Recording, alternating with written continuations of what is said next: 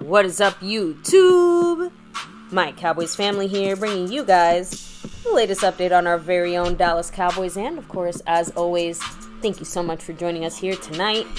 Take a second, hit like, subscribe, hit that notification bell, follow us on all social media at My Cowboys Family, and, of course, hop in the Discord link for that's in the description box down below. Yes, guys. We're back at it here after taking last night off. Not much news last night, although it built up. And, of course, Jerry Stevens spoke yesterday. Of course, Micah had some things to say today with Will McCLAY. And it's a lot about this team today we're going to get a little insight about when it comes to this 2024 upcoming season. But before we get there, baby, as we get settled in the house here in our Cowboys chat, let's also remind everybody who's been repping the boards here, who are the kings and queens of the week here in My Cowboys Family. Thank you very much to the sponsor of the week. Back to back like our 90s Cowboys, Micah Parsons. Yeah. A big mahalo to you, not just sponsor of the week. Of course, if you look up above, he's got 94 points on that stream, boss. And looking on over, you see Marissa Sparkle representing as the queen of the Cash App. Thank you so much, Marissa. Yes, appreciate you, of course. One of the star level members here, along with somebody else in the gifting the board. love and showing the love. Oh, there's Dwayne Broussard's $4 holler. Go Cowboys. Thank you so much, Dwayne. Appreciate you as always. The DAK drop by the top dog. Another star level member, by the way. Kicking things off on the official side of things here. Yeah. I'm going to, actually, he has got a little more officialness here, and he's moving up this board real quick. Like, much love to Dwayne Broussard, the top dog, with that $4 holler. What did he say again? Go Cowboys. Hell yeah. Go Cowboys. Appreciate you. But yeah, Marissa Sparkle, Marco Sepian, JD from DC. He's repping the gifting board when it comes to memberships. He's done it back-to-back like our 90s Cowboys 2 weeks in a row. As far as this week, you can see right there, there's nobody on the board when it comes to gifting memberships. So, to be announced, first place, second place, it's nobody up there yet. We're on a Wednesday, so we'll see what happens. But the king, the champ right now, is JD from DC for the last 2 weeks, repping that star in enemy territory. Now, what about the Cash App side? Well, I'm going to give you a little hint. Cash App leader this week is also the overall leader on the board right now. And he was on the After Dark side of things here, popping some shots. It's been the man. He's been on this board before. Mr. McLovin. Ooh. Loving it here. Even though I think he's a fan of another team, he's still repping it here, and he's in the lead on the overall board and the gift Cash App board. Why do I say Cash App? Because he dropped a bunch of PayPals, which count in the Cash App side of things. He said with a $10 holler, Trump contribution. Laugh out loud. He said, "Go, bro." And then he said, dropped a $20 holler, said, "Climbing the board," with thumbs ups. And then he said, with a $20 and 1 cent holler, "Just enough, MCF," to take over that was taking over the After Dark leaderboard for the month. Much love to McLovin, who is currently on the lead on the main board here this week. So appreciate him, both boards, overall board and the Cash App board. Also, had a skeptical fan sighting. He dropped a $5 thanks earlier today. On one of our videos, he said, quote, "Thanks, I'm still listening to you guys and supporting you 100. But then had a tear.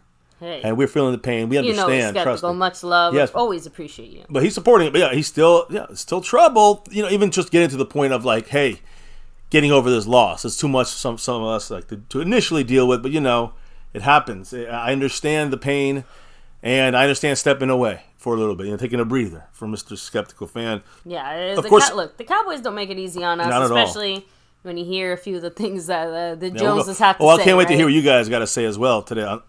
I've heard people talk about what they said.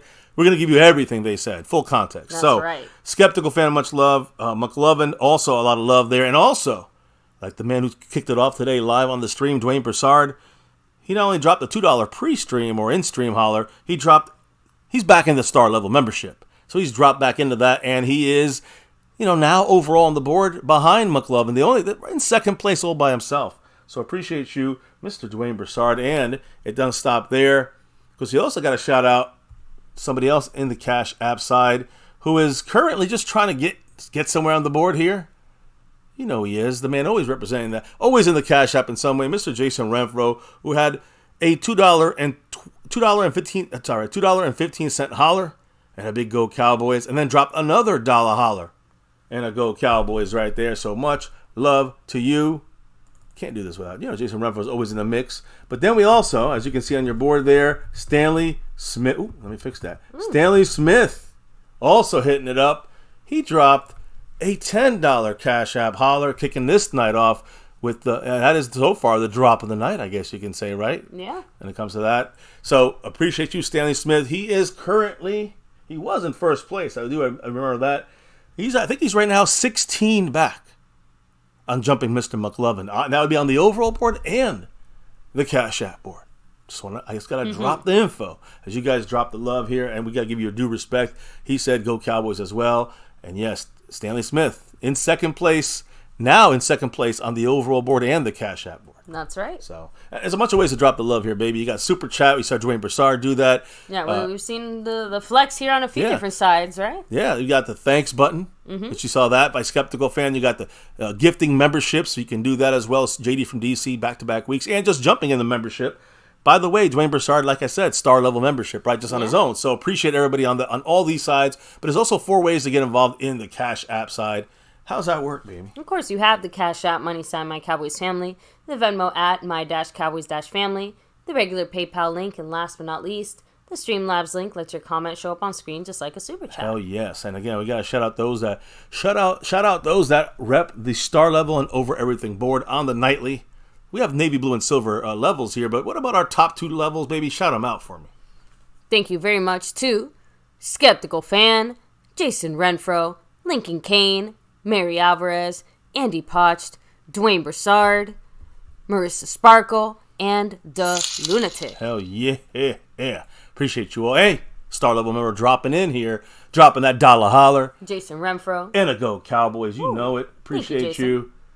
Much love to Jason Renfro. I'll get everybody up on that board in a minute, because right now, the next step, baby, is the shout-outs. That's right. For those that are in the house if you're here, make sure to drop a hello and a hi in the chat so we can give you your proper due, right? So thank you very much to Daniel Barry Sports in the house, even you, Leaside Herald, Mike Aldana representing, of course, Jason Renfro in the house, Beast Mode, Bobby Bottles, much love, and trust me, we're definitely going to talk about what's going on with the Commanders. Eric Wallace, hello and hi. Chris Plumage, much love. Chris Davis, Dan Quinn, still in the building for now. We'll see. Asmodeus, salute to you. We have, of course, Dwayne Broussard, the top dog himself. Rolling back a little bit more, we have, who else is here? Bruce got the toxic juice.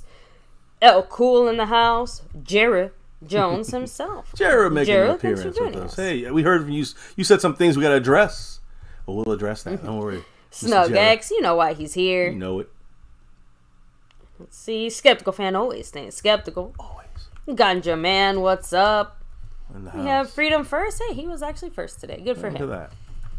Let me see. Harold, what's up? Not to be confused with Least Side Harold, right? Rolando Rodriguez in the house. What's up? Scorpio, much love to you as well. So, baby, I'm going to stop talking and hand things off to you because we have a lot of things to touch on. So, yeah. What's up? What's going on? First, I got to shout out another guy here in the house again. Oh. Jason Renfro dropping a dollar holler and a Go Cowboys in the Cash App side of things. So appreciate you again as we're just boiling up here, getting things rolling. With that drop, by the way, by Jason Renfro, I think he had, a $2.15 holler and then back-to-back dollar hollers in the Cash App, one in here. Hey, that puts him already. He just jumped Skeptical Fan, and he's moving up the board. Jason Renfro repping it here with us. Appreciate you.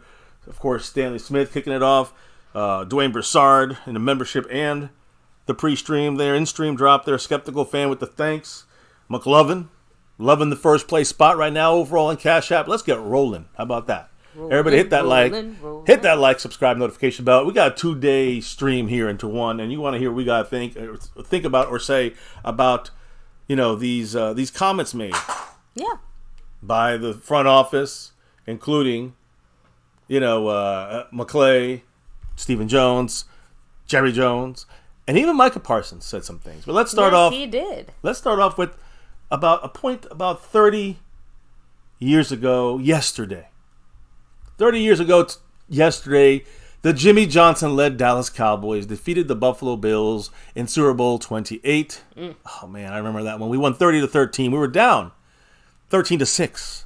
And we just scored the rest of the points in that game and won the game with 27 points in the second half. But, again, Aikman didn't have a good start. Emmett carried us to the end, running that ball, the whole drive, just running the ball. Man, what a great day that was. I remember that. It's the last Super Bowl I saw with my dad, unfortunately. But fortunately, it was the Cowboys winning it, right? And, we took a little hiatus 1 year later, missed the Super Bowl by one stinking game against the Niners. And then after that, we took it again from the Steelers. But yeah, guys, it's been 28 years since that Steelers victory. It's been 30 years since that big, I'd say second half comeback against the Bills. Look, at least 28 years too long. Yeah, 28 and 30 years, I guess, here. So when it comes to this upcoming season, or I guess 2024, Tom Brady is going to be taking the top analyst spot on Fox. That's right. Which means Greg Olsen, who everyone's really like, hey, this guy's the real deal. He's been kind of demoted now. I mean, we knew this was coming. Everyone's like, don't demote him. He said today, he's going to check out the entire spectrum of opportunities. So Greg Olsen looking for bigger and better things and more cash money. Probably deserves it. And he'll be the number one crew over there with him. And, he'll be like number 1 and 2 there, or 1A, 1B with Romo on the other channels there. I actually think that him and Romo would. Yeah, but they're the same kind of commentator side, so they can't be together. They probably can't be together. They have to be 1A, 1B kind of deal. True. Hey, it's JD from DC dropping that 1-2-1-0 on it here. JD from DC, here. Our gifting membership champion 2 weeks in a row, repping that star in enemy territory. What did the man say, baby? Don't call it a comeback. Hashtag, no thanks, Dan. So we're gonna discuss it. We're gonna talk about it. I guess if Dan Quinn comes to knocking, you're gonna be no one's home. Well, I am gonna say this. I think Dan Quinn is better than some of the other options out there, and I think Dan Quinn with the right players on defense makes his defense run smoother, better, and more efficient. And I've been saying this for a couple of years, even though he's making it work. How long before it cracks, right? And it cracked. So. It's on Quinn as well, but I think we can still bring him back, and he'd be better off than, let's say, Ron Rivera. All these other guys' options out there floating around. But you got to get him the players that he'll need. Not the names, not the scary guys all the time. You got to get the right player for position, like getting that in the middle of your defense solidified. The linebacker, middle area linebacker there that stops the run, and you got to solidify the nose tackle spot, the 1 tech, 0 tech, whatever you want to call it, nose tackle. We got to get that spot. We got to get that interior fixed. Without that, I think Dan Quinn's defense is always going to have some holes in it. That's what it feels like. That's what I'm trying. We'll talk about it a little later. Trust me.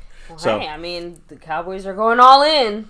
Well, question mark, right? I mean, that's what this year the motto was "Carpe Omnia," seize everything. This past year, why do I have the feeling that this year they're going to try to make the motto "Going all in"? It may be, but why didn't we do that last year? Well, we weren't going all in last year. Yeah, we were seizing everything. We forgot to seize the win in the fucking Packers game. And real quick, let me see. Mike Rogers, Pioneer, Asmodeus, much love. We have Mark Hovsepian, the sponsor of the week, back-to-back in the house. Back, like a 90s Cowboys, those good old days. Hey, much love to everybody here with us. Again, we're going to get to some interesting stuff, but we got to get rolling here, right? So NFL news-wise, as far as Super Bowl, which we're not in it, real quick number here. The Chiefs and Ravens AFC Championship game averaged 55.47 million viewers on CBS as the most watched AFC Conference Championship game. I'm sorry. The most watched AFC Conference Championship ever in the history of TV. And the NFL, when it comes to the Super Bowl, has chosen referee Bill Vinovich to referee the Super Bowl between the Chiefs and the Niners in a week and a half. Vinovich refereed the last Super Bowl between these two teams. 4 years ago in 2020. So we're basically it's a rematch. Like doing an entire redo. Yeah, it's just a big redo here. Hopefully, it's the same result and Chiefs win. But basically, his crew let the two teams play that day. Not many flags called. They called a total of 9 penalties between both teams for 69 yards. And again, that game was won in the end with a comeback by the Chiefs in a close game. So we got that rolling. Now, also, I wanted to also make a mention. We're going to talk about Senior Bowl a little later at the end of the show because it's going to be more of a positive look to our future here in Will McCLAY. But I also want to just quickly mention that the last day of practice was yesterday for the Shrine Bowl, which is happening at the Ford Center at the Cowboys field there at the Star. So again, the Shrine Bowl practice, that's going to be. Today was yesterday. I think yesterday was the last day, but both teams are ramping up for more situational drills. I think I'm sorry, that's the final day of practice. Is going to be, I think it was today, Thursday. Tomorrow is the Shrine Bowl game, so they're going to play that out. Not anything really to see there. Hopefully, no one gets injured. We talked about a lot of Shrine Bowl options. Some of these guys are now at the Senior Bowl. Which is going to be interesting to discuss here. We will discuss that a little later tonight when it comes to the draft. So get ready for that. Now, let me go. I guess I'm going to hit up a quick bunch of we'll go a little Dan Quinn style here real quick. A little quick Dan Quinn kind of roll down. And I want to know, baby, what the people think about this. If there's any comments, of course, let me know now. But Dan Quinn, right, and his coaching situation. What's the coaching carousel looking like? The Chargers. Head coach Jim Harbaugh going to receive an average salary of $16 million per year. Okay. So his deal is 5 years. Supposedly, it's not 100% sure, but it's probably 5 years, which is about $80 million total. So 5 years, $16 million a year, about $80 million total for him. Congrats to Jim. Lions offensive. This affects Dan Quinn directly because the Lions offensive coordinator Ben Johnson told the Seahawks and the Commanders, the two remaining teams at this point of the day, yesterday, that are looking for head coaches, that he is staying in Detroit. He's only 37. He's going to be a big-time head coach candidate again next year. But he wants to make obviously some unfinished business. Yeah, that's obvious. That's how I took he wrote that out there. He's like, I have unfinished business. I still want to try to win a Super Bowl in Detroit. So they're going to try to bring the Lombardi Trophy to Detroit, and Ben Johnson staying there, which means now we got again coaching spots open still. It's not getting filled by Ben Johnson in either Washington or Seattle, which meant that Dan Quinn's in the running here even more so, and then a deal made in Seattle. Youth movement, so to speak. Here, the Seahawks. Today, hired Ravens defensive coordinator Mike Macdonald. As I said, he was a hot topic, a hot commodity. And I said this to you guys, he'll probably be going to watch him go to Seattle. I mean, obviously he was going to be looked at both teams. They were trying to undercut each other to which team will he go to. Well, the Seahawks won. And that puts Dan Quinn on the outs with Seattle, obviously, as being their coach. They went with a defensive coordinator that's younger and still has something to prove where maybe they don't feel too confident about Dan Quinn, especially with those final performances. So, right now, guys, Mike Macdonald now is the new head coach of the Seattle Seahawks. They finalized the deal. He's 36 years old, the youngest NFL head coach right now. And the Seahawks are giving Mike Macdonald a 6-year deal. Don't know the numbers, but you just heard 5 years, $80 million for Jim Harbaugh. You know it's going to be a little less than that when it comes to the money. Being a new rookie guy out there, but still, they're locking him in, the young coach, 37 years old, 36 years old, locking him in for 6 years. Have you noticed that a huge chunk of these teams have all moved in like a purposely young direction? Like, this is probably the most topsy-turvy head coaching situation I've personally ever seen, because usually we're seeing it the other way around, right? We have all the older, veteran, more experienced coaches getting snapped up, and then all these younger coaches basically just rinse and repeat. It definitely feels like we're injecting some fresh blood into this kind of world. NFL head coaching cycle, right? Just saying. Teams are going that way. Yeah. They don't like the retreads, the retread coaches. I think part of that too is just some of these older coaches. Like if you're a good older coach, guess what? Your priority with the team and you're not going anywhere, right? Well, like the Andy Reids, or just saying, heck, even Bill Belichick. Well, that's what I'm saying. We're going to talk about a little bit about Bill Belichick today, because that's a big guy we're watching in the background, maybe coming in next year and taking over, since he ain't coaching this year, and neither is Mike Vrabel. That's not as a head coach. So a lot of coaches out there. Vrabel's another example. I don't know if you'd necessarily call him young, but he's not exactly No, he's seasoned either. and veteran. You know, he's a veteran coach already as a head coach now. So, look, where does that leave us with Dan Quinn? And I'm going to have to get off the mic here for a couple minutes, but I do want to just leave you with this. Now we're at Dan Quinn. And let me just go through the day of Dan Quinn. Now that only Washington is the only team available, the Commanders. So, Dan Quinn, he will he will either be two things. The defensive coordinator for the Dallas Cowboys or the head coach of the Washington Commanders. That is it.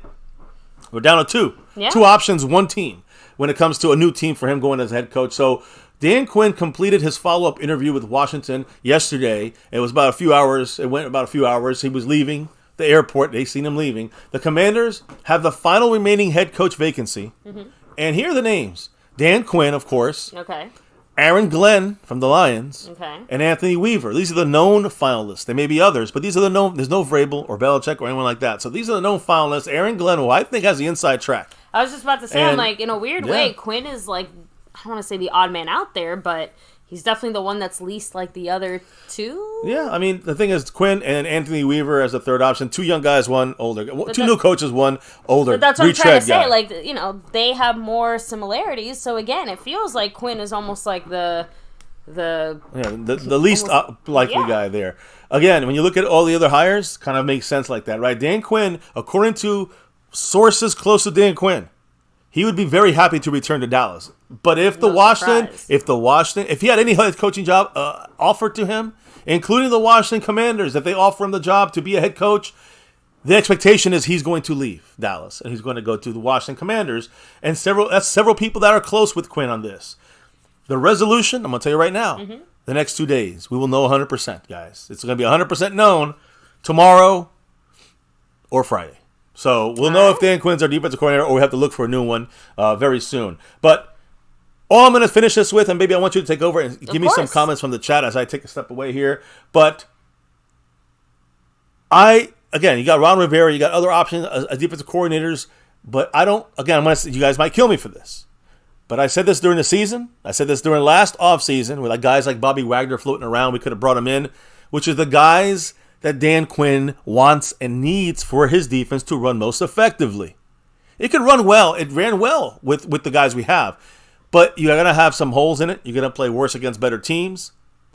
And in my opinion, if you give Dan Quinn the right linebacker, if you give Dan Quinn the right interior defensive lineman, that he's asking for, and I don't know if he's asking for Mozzie or not. It sounds like a Will McCLay move there. But if he give him the guys he needs to get that defense working the right way, then I think you will see, I'm not saying the best coach ever, but you see a more effective defense, consistently stopping teams defensively for our team, our defense, and a better overall scheme and defense by Quinn. It will actually work a little better than him trying to throw things together with the pieces we have. I think that goes for any coach, but if we're going to go all in, and we're going to talk about all in a minute, Jerry Jones, if we're going to go all in, then you got to give Dan Quinn exactly what he fucking needs. If you don't give it to him, then, you're not going all in. And again, there's always that, you blame Quinn for some of this, but it goes back to why can't he do some things? That's the clown show. But we'll get into the clown show. They're going to speak up next here, baby. I want you to tell me what you think. You tell me about Dan Quinn, what your thoughts are about what's remaining and what we can do if we do keep him or if we go another way. And then hit up the chat and let us know what the family thinks about this Dan Quinn situation. Guys, dropping the love. We get to your comments quicker. You're up on that board. Of course, Mark's still hanging on with 79 big time points there on the on the Stream Boss. And of course, I think we got all the shout outs done as far as the cash apps and all that stuff. So appreciate everybody. Hit the like, subscribe, notification bell. I'll be right back. But baby, hit them up. So I know what you think. You told me earlier, so I want you to tell the family. I mean, first of all, it seems like Quinn is going to have to settle in a lot of ways. But like I was kind of telling Mr. MCF earlier, I think being in Dallas makes it very easy for Dan Quinn to say, oh yeah, of course I'm going to settle again.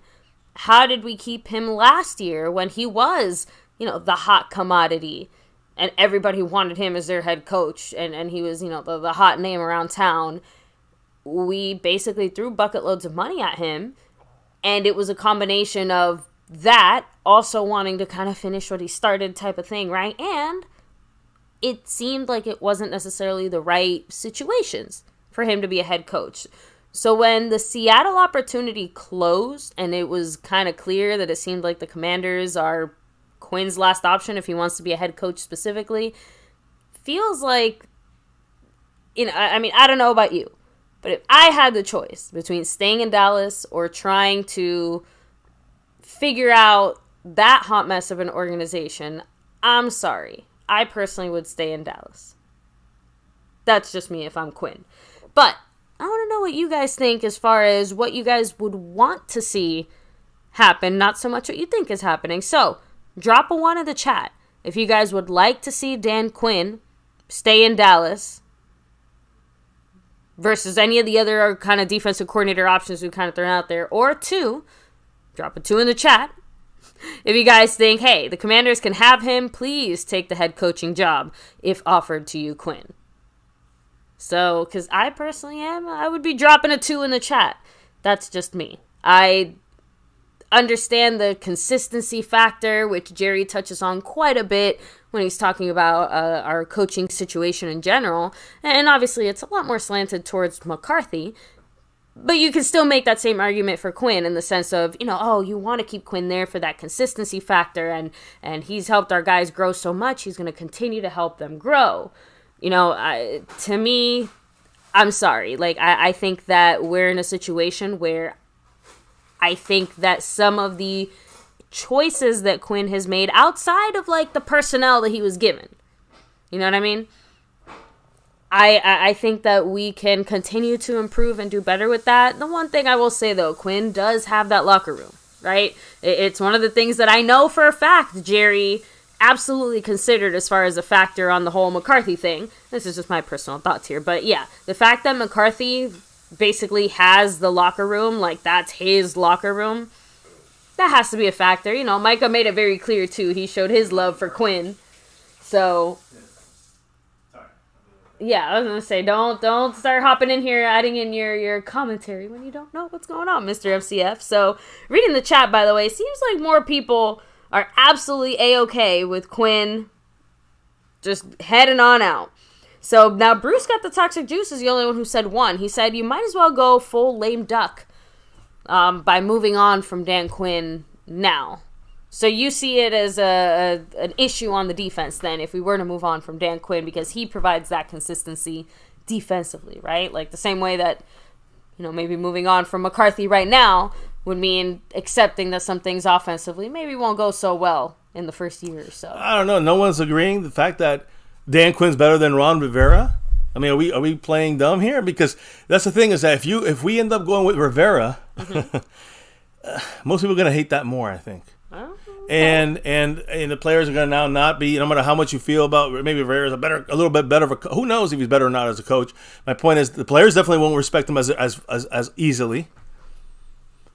So to me, it's like if you're going to go quote unquote all in, you probably want to go if you're going to everything's the same, and Dan Quinn getting the right players in an all in situation, you get the best of Dan Quinn. That's all I'm saying. That's all. How can you not be better if you get him the players he needs? Look, in that specific circumstance, I agree. I guess I just highly doubt that our front office will actually come through and do that, but. Some people agree with me on this, actually. Okay. I don't know how many people agree. I'm not disagreeing. Just again, like I said, pretty much everyone dropped a 2 in the chat. Let's hear it. But like I said, we had that one. We had Bruce who did drop the 1. Pioneer, even though he says he wants Quinn gone, he says we're a lame duck anyhow. Like keep Quinn or move on from Quinn. So Beast Mode said no to Rivera. Yes. Mike Rogers said Quinn is much better than Rivera, and that's my point. Yeah, a lot of people were saying move on from Quinn, but not necessarily yes to Rivera. Well, here's my thing. You just can't say move on from Quinn and we win. That's stupid. Who we going to replace him with? And that's the point. Yeah. Nobody's telling me any answers about who we're going to replace him with. Not Quinn. That's not the answer. Well, Asmodeus said Quinn gave up 49 points to the damn Packers. That shit is inexcusable. And I agree. I 100% agree, but everyone else is here. Everyone's here, and he's already got a guaranteed job with the Cowboys. That ain't changing if he don't get somewhere. So my point is, if it's not Dan Quinn, then who is it? Then who's the answer? You think Ron Rivera's defense is going to give up 49 points or 48 points? Probably. Well, Jarrah said, what's the third choice? Jerry Jones coaches. Several people also saying Joe Witt Jr. in the chat, right? Chris Davis, West Virginia. Hey, what about Joe Witt Jr.? And I'm cool with that. What if he leaves with Dan Quinn to the Commanders? Just saying, like that. that's the only option of Joe Witt Jr. coming to Dallas is if Dan Quinn does not go with. That Joe Witt does not go with Dan Quinn to Washington. If he gets another, obviously if he doesn't go anywhere else, Dan Quinn's our coach. That's it. But I'm not trying to fight for Dan Quinn.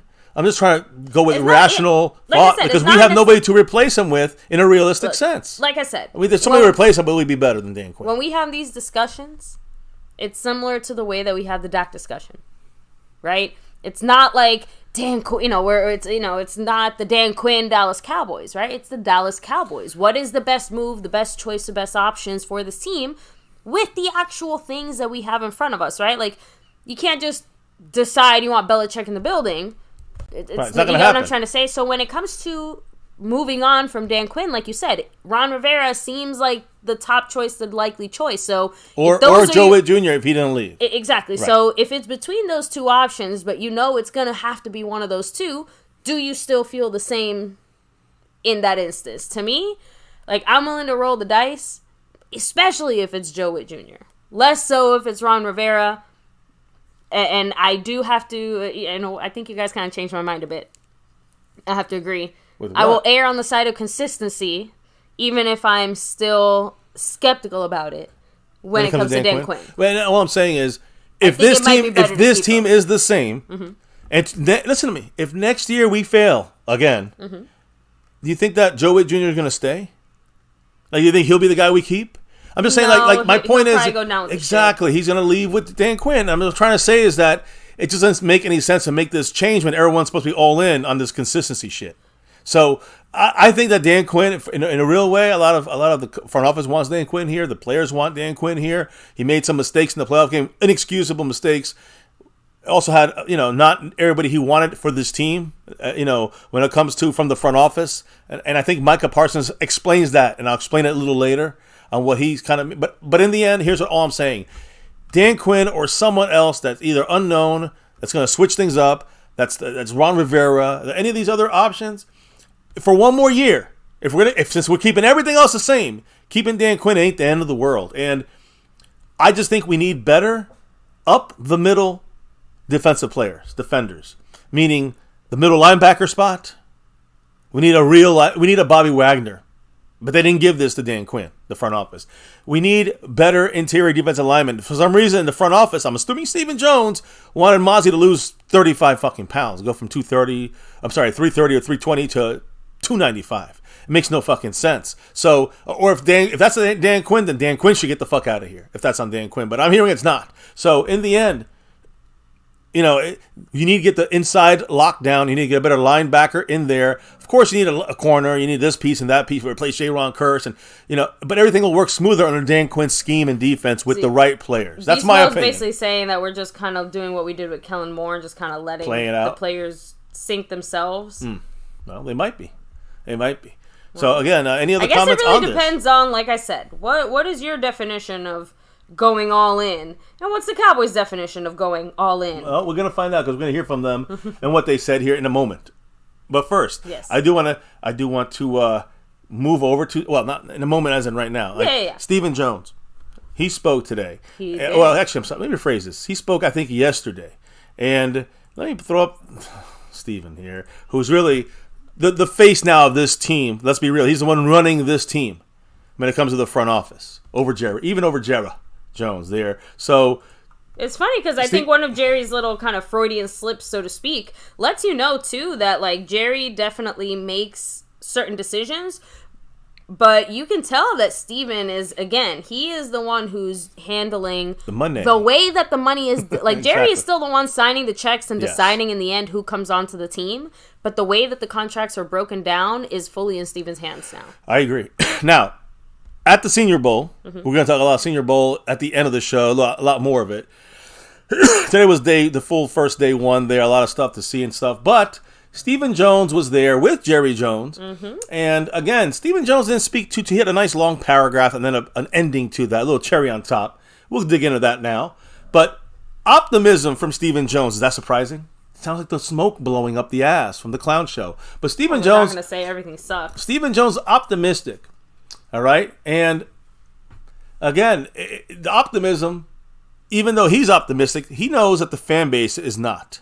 fan base is pissed right now. He was at the Senior Bowl on Tuesday speaking about being asked about fan pessimism and said that until the Cowboys kind of get it done, no one's going to trust them. What did he say, baby? Stephen Jones. We have had 3 good years of 12-5, and we have had major disappointments in the postseason. So until we do something about it, which is go have another great year and have success in the playoffs, then that's going to be there. There's no way they're going to explicitly trust you until you get it done. Someone trusts Tom Brady and the Patriots if they're going to get it done? Yeah. Why? Because they did it year in and year out. Someone trusts Mahomes and Kansas City that they're going to do it? Why? Because they do it. 6 years in a row they're in the championship game. Until we compete at that level and we get the job done, then there's going to be doubt, and rightfully so. Shit, I have never respected something that comes out of Steven's mouth more. Right, Jason Renfro? Well, let me get you the full quote. There's a little bit more. But we'll stop there for a moment and read out the man Jason Renfro with his $5 holler, which, by the way, jumps him over JD from D.C., puts him into 6th place. What did Jason have to say, baby? Clown show all in is all the players off the McDonald's dollar menu, re-signing our own players to the McDonald's dollar menu contracts. No truer words right there. We're paying Big Mac prices for that dollar menu for some of them, we're paying. Some of them we are overpaying. That's the clown show. Yeah, some of them are a 10-piece nugget meal. Yeah, they're trying to overpay on some of their own guys. That's what the Cowboys do. Especially they love them coming off injury, torn ACLs. They love that shit. So anyways, hey, that's like using the app. Exactly. So Clown Show is right there, Jason. Clown Show continues, and it's not over because we're going to, again, Stephen Jones didn't just stop there. By the way, with that drop, Marco Sipian goes to from 79 to 74 points. Appreciate you. Ooh. Jason Renfro. Clown Show, fuck you, Clown Show. Now, as I kind of continue, why do we kind of, again, he said he trusts, when you have guys like Mahomes, you trust they're going to win a Super Bowl. You got guys like Tom Brady and the team, right? He named the quarterbacks in this situation, right? So, it's funny how right then there was kind of a comment that was asked of him. That's a good point. Like, he does bring those two up, although, iconic. Yeah, of course. Reasons, but Dak Prescott, right? Do you read into what he said? Because he was pressed on the fact that, he was pressed on the fact that, hey, why is Dak somebody you trust? And you also put in that same category. I mean, they haven't done it yet. So what about you brought up these quarterbacks? So, what was the key here? What are you thinking about when it comes to Dak Prescott and this team? And he said, "quote We love our quarterback. It's well documented what we think about our quarterback." End quote. And again, Stephen Jones, has and Jerry Jones have said they love Dak and they're going to sign him and all that stuff. But today it started off like that. Yesterday started off like that with Stephen Jones, kind of like, I don't know. To me, it was almost like, he defended Dak Prescott, but he never used the word trust. There's no trust in Dak. Is there trust in Dak Prescott to go and win that Super Bowl? Of course, not yet. And I think the front office didn't kind of use that there. But you can look and read between the lines there. Exactly. It's the implication of, again, like the reason you trust these guys is because they go out there and they win in those moments. So it's what they're not saying. The reason that they still can't fully trust Dak is because while he's had some really great regular seasons, when it comes to the playoffs and those big moments, he hasn't shown up in the same way. And again, I don't know if this is intentional, putting Dak in the crosshairs, but you can tell me what you think after we talk about what Jerry Jones said about Dak. But the point is, he's trying to buy back optimism for the Cowboy fan base. And understandable. I'm not saying anything about Dak. It's just about him, Stephen Jones. You got to watch out, guys, because a lot of people fall for the okie doke. I'm hearing it already. People are falling for it. It's always and it will always be the clown show with these two. Do not trust them. They say they're going all in. We're going to talk about that now. Let's see it before any of us fucking believe it. Mm-hmm. Let's see what all in means with this crew. And like Jason Renfro said, it may very well be everything he just said. It may well be everything like, cheap guys across. Keep our cheap guys and enjoy it, Cowboys, Cowboy family, Cowboy Nation, the Cowboy fam. Enjoy it. Yeah, like that. Enjoy that's the the shit best we're giving you're gonna you. Get. Yeah. So again, I'm not sure, but it just seems like this franchise as a whole is down. The fans are down. The front office is feeding us fucking bullshit. Like I said, we've had losses before. Something about this one, in particular, they all burn. Like, they all burn every time every time, baby, you said that this hurts every single time. It's like, this time was worse. This time it was worse. Every time they get worse and worse. And you know what? And yes, fair point. They do get worse and worse. But like I said, something about this one genuinely feels like whatever rumblings in the foundation, like they might have actually felt it. Now. Yeah. Are we actually going to see anything from it? I don't know. But they're definitely feeling it in a way that I think is a little different than years before. Like I said, our chance this year was undeniable in a way that it just wasn't in previous ones. The clown show didn't stop at Stephen Jones. They kept going, chugging down the Senior Bowl media line. Jerry Jones also spoke to the media. Maybe when I say he spoke a long-ass time. So I don't know if you guys are going to hear all of this, but it's important to hear. This is the state of our fucking franchise. Is this more or less the first time we've heard from Jerry? Yes. We haven't been hearing him on the radio after these losses. So this is a big one. And this, again, at the Senior Bowl in Mobile, Alabama today, he was asked a couple of very important things. And it started, how did he start off? He says, we talk about the fans, how they're losing the fans. Jerry Jones saying the words going all in, that's something we got to wait and see. And we'll give you the full quote in full context. But, I do think that, keep in mind, there's a little asterisk, guys, beware. It's the same bullshit we always hear from this front office. Don't buy into it again. Don't think that we don't have the money because of Dak. And that's why if we had Dak's money, the Cowboys still wouldn't use it. You know this. I know this. We all know this. So going against the grain, doing something going all in means using the fucking money. No, we don't talk about the man repping the board here as our sponsor of the week. It's the man, Mark Hovsepian, back up to 79 points. Woo! With the 5 on it. Much love to him, Mark, as he's continuously moving up this board, trying to. What did the man say? I trust Jerry Jones as I would Tyrone as a cellmate. Not to love me. They are fucking delusional. Dak's like a Mahomes, keeping all your coaches. Jerry Jones knowing personnel. Number one, I don't think anyone said that he would. I didn't say that. I think Stephen Jones used different verbiage when he talked about Dak Prescott, and he didn't say trust in him, right? And Mark, you would agree with this. Stephen Jones said that there's trust. You trust in guys like Tom Brady leading their team, and you trust in guys like Patrick Mahomes. There's no trust yet for Dak. I don't think they're comparing him to him is the point. I'm just saying I think that even though they like him and they have their nice feelings about Dak Prescott, they never said that they don't feel like maybe he can do it. At least that's what it sounded like if you read between the lines of Stephen Jones. We'll talk about what Jerry said in a minute. Jerry was not much better. Let me just give you that insight, guys. Jerry Jones kind of like, almost like we gotta still see more Dak, right? So we're gonna talk about that in a minute. But much love to Mark Hovsepian with the $5 holler. I appreciate you, of course. I'm just trying to check where he's at here because he did make a little jump up there on the board. Any quick thoughts so far before you even say anything about Stephen Jones or other things that we've talked about? Like I said, it was slightly refreshing for him to at least acknowledge the fact that, we have no reason to trust this team because we have not gotten it done when it matters. That's it. It just... Everything else, whatever. It was just for a small, brief moment in time. Just nice to know that, Stephen Jones, not just that, but we're not fucking crazy. Well, we're not fucking crazy. Now let's hear from the crazy old man, Jerry Jones. So Jerry Jones, baby, what did he say when it came to this? Again, he's going to try to pump the fans up. So Mark, get ready. But what did Jerry Jones say about, this upcoming season and the fan base down on this team? And Stephen Jones said his part on things, right? And the reasoning for that, a little more, I guess, genuine talk from him. But what did Jerry Jones say about going all in? Because that's what it's about this year. What did he say in this full quote and context of this all-in quote? What are we going to do in 2024? I would anticipate, with looking ahead at our key contracts that we'd like to address, we will be all in. I would anticipate we'll be all in at the end of this year. So when you say, is there any thought? We will push the hell out of it. It'll be going all in on different people than you've done in the past. We'll be going all in. We've seen some things out of some of the players that we want to be all in on. Yes, I would say that you'll see us this coming year not build it for the future. It's the best way I've ever said, and that ought to answer a lot of questions. Listen. Do you think he said all in enough times? A lot of words, and they're all in.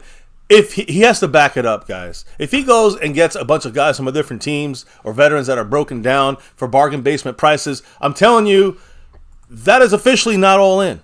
Jerry has promised us, to go all in, and has given us just the tip for too many damn years now. Now, he kept saying, we will be going all in. I would say you will see us this coming year, not build it for the future. What do And you the think reason I about want to that? stress Yeah. that point specifically is how.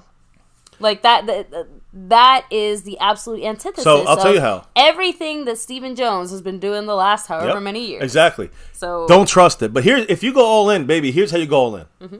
I'll say it real quick. I'm not going to get too many numbers. Okay. But Dak Prescott extending him, that's a way of going all in with the contract space on your contract to get guys to sign. Mm-hmm. You go all in, you give Dak the extension. You cut Gallup. You do. All right? You restructure a couple contracts. I'm telling you guys, when you finish it all done and you cut guys like Cooper Rush and LVE and you get real guys to play, linebacker. So when you do this, I've already figured out the mathematics, guys. You're about $60 million under the cap. What do? Okay, let's roll that money over for the future? No. If they do that again, it's the same old shit. They got to take that $60 million and use 40 of it, on fucking players now, linemen, linebackers, a running back here and there, specialized players, a cornerback. That's all in. Yeah. Veterans that are ready to go now, that you can count on now, that is re-signing the guys that you need to re-sign right now. And if you do those things, that's an all-in move. So it's still to be announced. Just because Jerry said it, it don't mean fuck shit. Now one spot where Jerry had no problem going all the way in on, and according to him, never a doubt in his mind, right? Mike McCarthy. So Jerry does touch on why he felt comfortable keeping Mike McCarthy, and yeah, that's part of the all-in move. Because all-in means no one will keep McCarthy, no one will keep Dan Quinn back in here. That means we're going all in with the same guys, but we're going to go in with different players. That's going to be a key. Mark dropping that $2 J. Lou holler. J. Lou, will he be gone? J. Lou? I don't know. We'll see. What did Mr. Mark Hosepian say? 81 points in the stream, boss. Yes. Tyrone will be all in. Is that a good thing? Not if you're Tyrone's cellmate. That's for sure. I was going to say, I guess it depends on which way you roll. Yeah, so you go all in, it could be either way.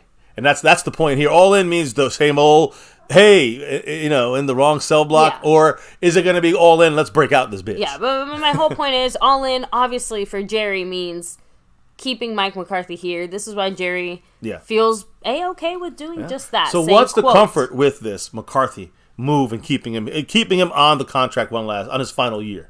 I thought we made a pretty good move 4 years ago when we hired Mike McCarthy, and he's had some great in-season success.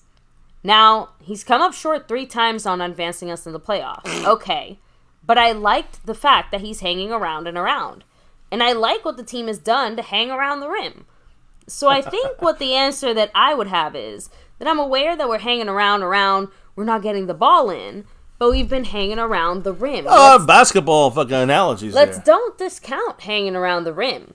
We need to benefit from what he's done well, and we're better off riding with it than we would be by changing, or obviously I would have changed. This is one I'm very comfortable with. How do you think about that, baby? I mean, what do you think about the comfort level of Mike McCarthy there? Again, in a weird way, I understand this Jerryism. He's just trying to say McCarthy has kept us in the mix. We've been in the playoffs. He's given us chances and opportunities. He's created that, and he's gotten us here, and he's done it at a higher consistency level Than Garrett, for sure. So for him, it's just a matter of, I think Jerry's just playing a straight-up numbers game. Like, if you're in the playoffs every single year like this, eventually your team's got to make it somewhere type of thing. So, and because McCarthy has technically continuously improved, Jerry's just kind of seeing it as, I'm really not sure what he is attributing these playoff losses to then. Well, at least based off of some of his comments. I guess based on what he said earlier, not going all in.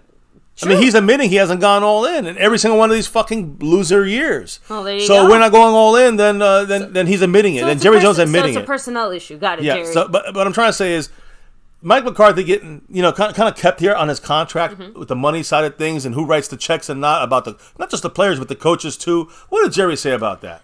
I think it's an individual situation. I don't view it through the eyes of personnel power. I view it through the eyes of coordinated activity, year-round activity, using all assets that are available to use. I've never had to deal with personnel power. At the end of the day, who writes the checks on all this is how it works. And that means it's him.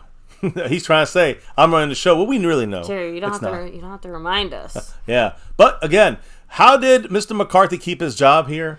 Well, before they put the axe on his neck there, about to slice it off, it would take a couple chops. Lots of meetings. A lot of meetings. And again, he met with McCarthy for over 3 hours in the days following this abrupt loss to the Packers.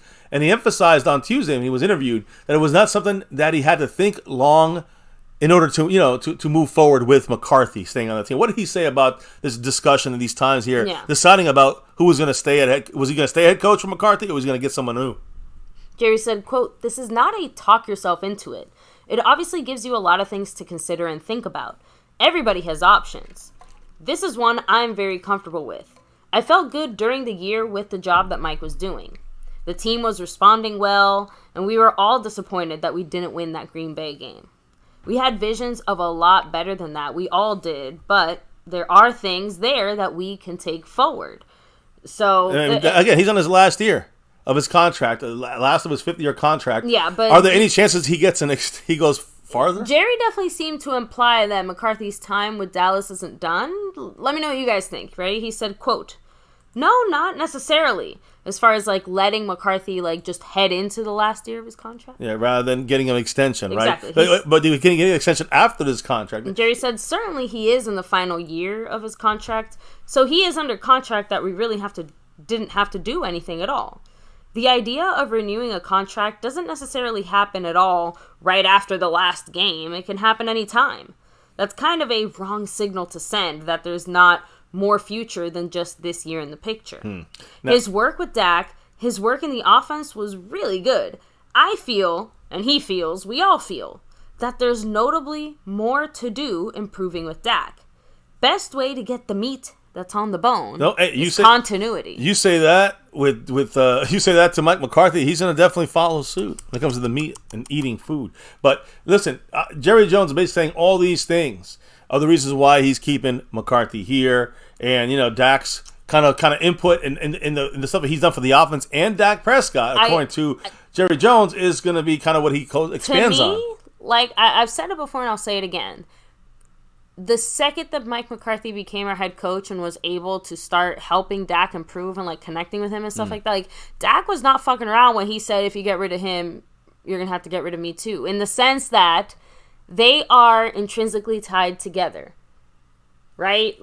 We kind of, the timing of McCarthy's contract and Dak's contract is partially just, coincidental timing, but part of it is also the way that this team was built and designed. The Cowboys brought in McCarthy specifically for these Dak years. And because of the way that he has managed and handled Dak and helped him improve, the quarterback that's not going anywhere, right? The Cowboys have a vested interest in obviously keeping the person who's helped them get better. His improvement, listen, when Mike McCarthy's improvement on Dak in 2024 was linked to the offensive system we ran under McCarthy, which did help, right? Admit. So, and you also got to understand that all these things also, whether it's the opponents or not, right, Mark, still put Dak in the MVP conversation. Mm-hmm. We know he's a top 5 guy. So is CeeDee Lamb when it comes to Offensive Player of the Year. Yeah. But so is Dak Prescott, Offensive Player of the Year nominee as well. I'm just saying, whether we buy into the stats or not, the point is that he had a great season. Yes. So what did, when you talk about the help that Mike McCarthy has given Dak Prescott, what did Jerry Jones say about Mike McCarthy? We're right at a key spot with Dak. Dak has improved since Mike has been here, and I think we can look forward to that improvement. There's more there to get in terms of Dak's improvement with Mike. The evidence points to that. With more to get there and more pluses on Dak, that impacts a lot of other things that we're doing right now with the decisions we're making. So it all makes sense to have McCarthy back. So again, there you go. Dak, like I said, we're in a situation, remove your feelings for Dak, guys, right? But we're in a situation where clearly the Cowboys want to keep Dak, will very likely keep Dak. If you're keeping Dak on a long-term basis, even outside of McCarthy, it sounds like if you take the things that have been said about the scheme, it sounds like CeeDee Lamb as well, which, of course, any dummy can do 2 + 2 = 4. Dak needs somebody to throw it to, but it sounds like McCarthy had a big hand in this, and at least Jerry Jones is giving McCarthy a lot of the credit for that. Now, with all that said, what Jerry Jones still spoke some more, and he was asked about Dak, all these things about Dak, so great with the help from McCarthy. Then what's directly asked about Dak's extension? Yeah, what's going on with Dak's contract? Right, he's supposed to get an extension maybe this year. $61 million right now. We're going to be $59 million on the cap. So what did Jerry say about Dak Prescott and his extension this offseason? How did he kind of talk his way around this conversation about Dak? He said Dak has done nothing to change my mind about any promise for the future. I think I've said that we will go as far as Dak takes us in the playoffs. Remember that. We will go as far as Dak takes us, and that is how far we went. That doesn't change a thing. We'll go as far as Dak takes us. We'll go as far as Dak takes us in the playoffs. And he's definitely reiterating that a lot. So I get how far. I mean, no offense. It's pretty plain and simple. How far did Dak take us? Because so far we've gone absolutely fucking nowhere. Feels a little reductionist for even Jerry to imply that this was all on Dak, though. Just throwing that out there, because that seems to be the implication, right? And I agree. You know what else? I agree, because I think he actually talks. I think he speaks more about this, and the fact that it's just more than just Dak. It's a lot of different phases that we need to improve on here as a team, right? So what did Jerry say about team improvement here? He said, I think you can look on all three phases and see that we've got room for improvement. The thing that I would emphasize more than anything is that Dak has room for improvement, and not just the scheme around him, but Dak can improve. Oof. That's a big plus when you've been playing the game for 7 years, and by assessment, have some room to get better in. I expect him to do it next year and the next year. Interesting. I mean, can I just throw that out there? That like, I know Jerry's trying really hard to spin it as a positive, like, it's a good thing that you still have so much room to grow and progress. Like, I'm sorry, he's making Dak sound like he's a third-year guy. Not just that, but like he's SpongeBob trying to get his driver's license. Like, it's the 487th time, I'll get it this time. Like, I don't know. It's very interesting there. And Jerry, again, when he was directly asked once more to share his thoughts about Dak's performance, he just kind of maneuvered his way around it, saying, quote, well, I think we as a team laid an egg. Specifically, I want to say it and respond that way. You could start here. And I'm not trying to be magnanimous or anything, but you can start here and you can go all the way down the line. That was a bad day for us. That manifested and created a lot of scrutiny on days long before that and long after that. That's what kind of a day it was. So it will be an impactful day.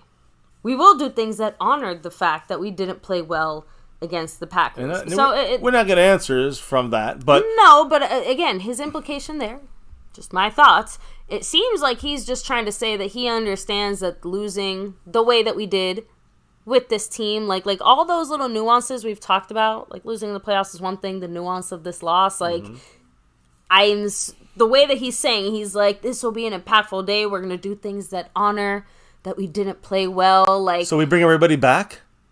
You know what I'm saying? Where's the all-in? That's all. I'm going to leave it at that. So, and again, of course, you can't really talk about extending Dak without talking about the other kind of elephant in the room as far as contract stuff, which is the cap situation, because obviously the Jerry Jones is the cap magician. Well, Stephen Jones running the show. Right, there, so the point is that, of course, Dak's very big cap hit right around the corner, so that's why we're having these discussions about extending him. Jerry said the front office is taking what he calls a more holistic approach than ever to figure out the cap situation this offseason. So, what did he say about the cap? Yeah, because we are over the cap, we can't stay like this. So if you said, well, are you interested in signing Dak and being that much more over the cap? Are you interested in signing Lamb and being that much more over the cap? You've got to look at everything, and so I won't be, and I bet you that Steven won't be, sitting down there and recognizing, well, you've got the situation with Lamb's contract, you've got the situation with Parsons. We won't be doing that because that's the wrong look right now. We've got to see how much we can get under the cap. So it's a holistic approach, more so than any year we've had. What? Is holistic approach just like the Jerry speak for saying we're going to cut a lot of bitches? And I mean that in a very respectful way, because he's saying how much we can get under the cap. You already brought up how the Cowboys can get basically $60 million under the cap. Listen, guys, this is the bullshit I'm trying to tell you. Listen, I know you're reading this and you're reading these quotes directly. I can't believe he's trying to still fool the fan base. And I can't believe some people out there still are fooled by this shit. Because when you look at it, guys, CeeDee Lamb, if we sign him to an extension, please listen. CeeDee Lamb with an extension will get us from $18 million a year to less than $8 million a year this season. I know the future money.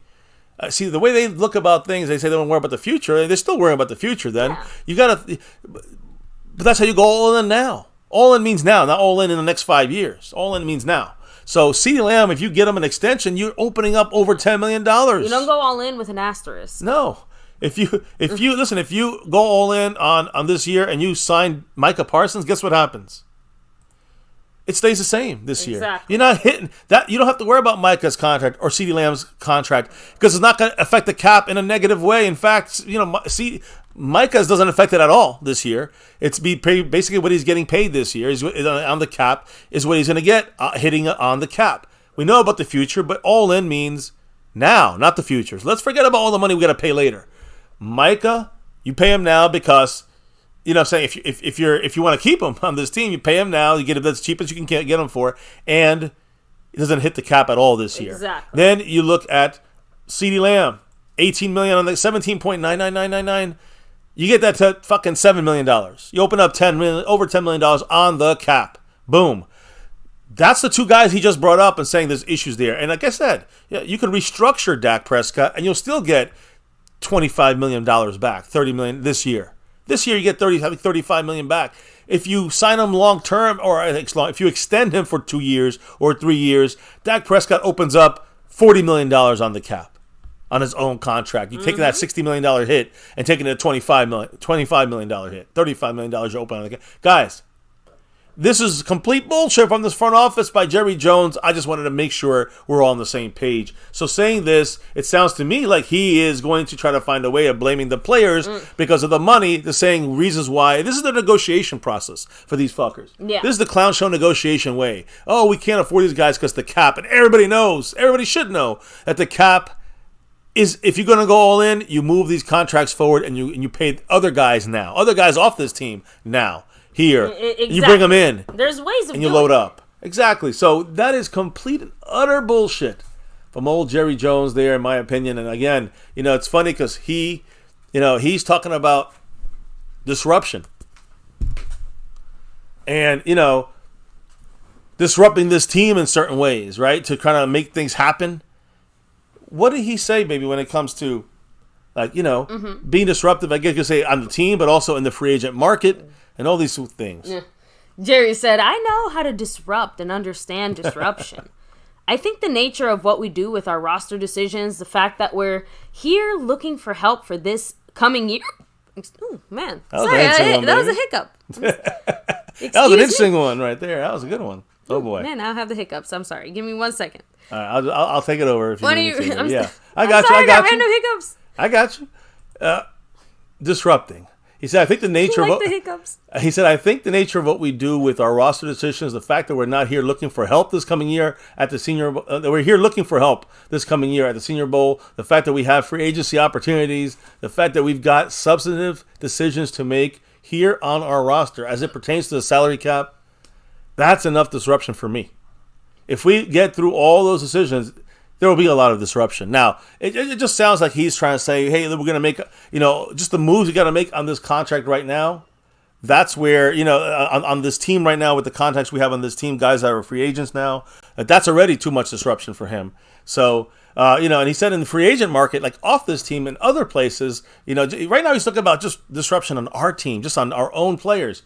But in the free agent market, he said, quote, it would be disruptive to not do a free agent, I'm assuming deal, not a free agent, but not do a free agent deal. As far as what we did last year, I think you could anticipate us having some influence here and being involved in some free agents. Subject to the right free agent, we can get under the right contract. You see? So how is that disruptive? The point is, again, that's called free agency. We would be stupid not to get a disruptive free agent, but only if it's the right price and only if it happens to be the right guy. Yeah. So again, and the right hiccup. Yeah. So again, the point is that he wants the right guy for the right. He's getting bottom bargain basement fucking shopping here, and we're trying to get guys that are going to be cheap. We're going to be trying to get guys that have like a little upside to them. I'm just saying, guys, that's the kind of guy. And that don't sound like going all in to me.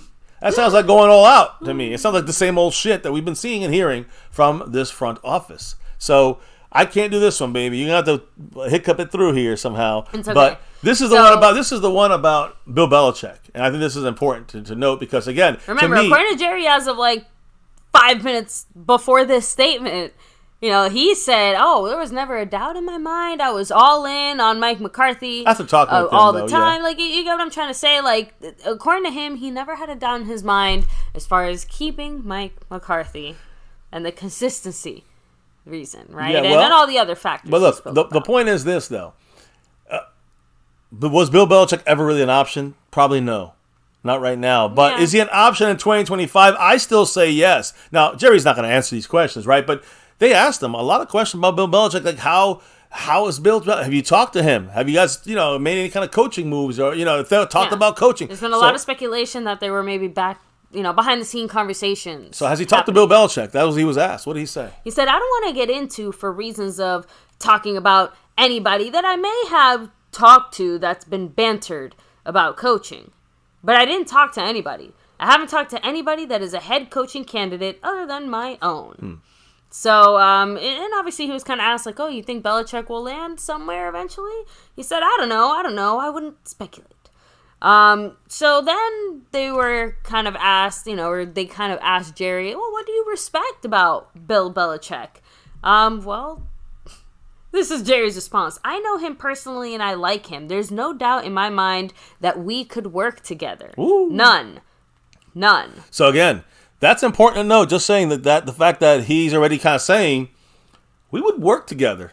We would do this. So Jerry was the thing that cracks me up though is Jerry was asked straight up directly, like, "Oh, Belichick is a coach here. Like, how would that be?" And Jerry kind of hems and haws around it. But then Jerry gets asked, "Oh, what do you like about Bill Belichick?" And he's like, "I like the fact that he and I would work really well together. He could be my coach for my team." Like, I'm sorry, that one was it gives a little hope for the future, I guess. So and then he went on to actually compliment him by saying, "We all know that he's certainly excellent, maybe at the top of his profession. To say that any one person automatically assures you a Super Bowl is ridiculous. That's too high an expectation for him." I agree. But is he maybe the greatest pro football coach of all time? He could very well be. Why not bring him in? He's a friend, and I like him. And I want to make real clear, I wouldn't have any problem working with him. Well, right there, guys. At least we can, no matter what happens this year, listen, either we win the Super Bowl this year in 2024, not this year, but this year is about to end here in 10 days. But in 2024, we can either win the Super Bowl with McCarthy, and if we shit the bed, we got Bill Belichick waiting in the background. I think Super Bowl or bust has a very different meaning this year, I guess. As soon as the Falcons hired Raheem Morris as their head coach, I said Belichick to the Cowboys 2025. Now that's a train I'm on.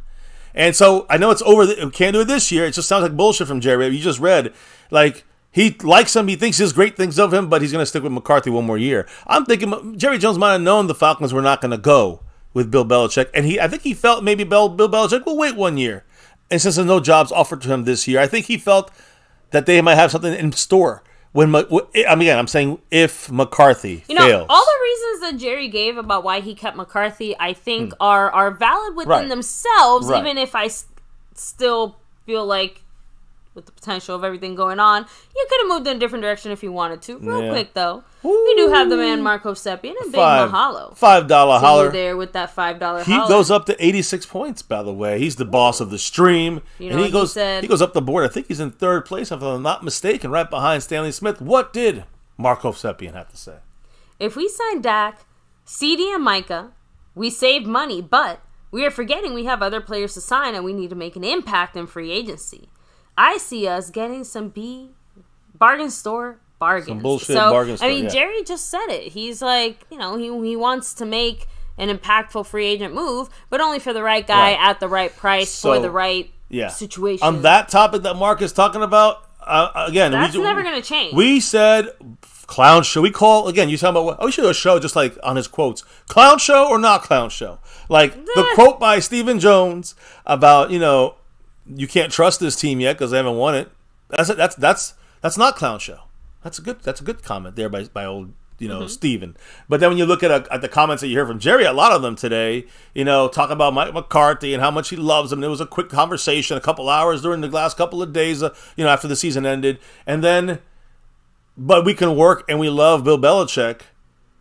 I'm just saying, like, that to me is like, why would you then let Belichick go? Why? Continuity? I mean, why not get him? That's clown show to me. And then, adding to the other comments you've made and the comments in the chat have made and what Marco Seppian is saying, Bruce got the we have to see them use the money that we have, that we save with Dak and Micah and C-Lamb. You use that money. There's going to be $60 million to use. Use that money to get real free agents that help Dan Quinn in the defense and help McCarthy in the offense. And I think that's the thing we're not going to see from this front office. That's clown show part of things. No, it's just there's two comments in the chat that I think relate directly to this. Thank you, Mark, by the way, for that. Yes, thank you. But he's Bruce got the text that you said Jerry only goes all in for glory holes. Who said that? And that was Bruce. Bruce with the toxic juice.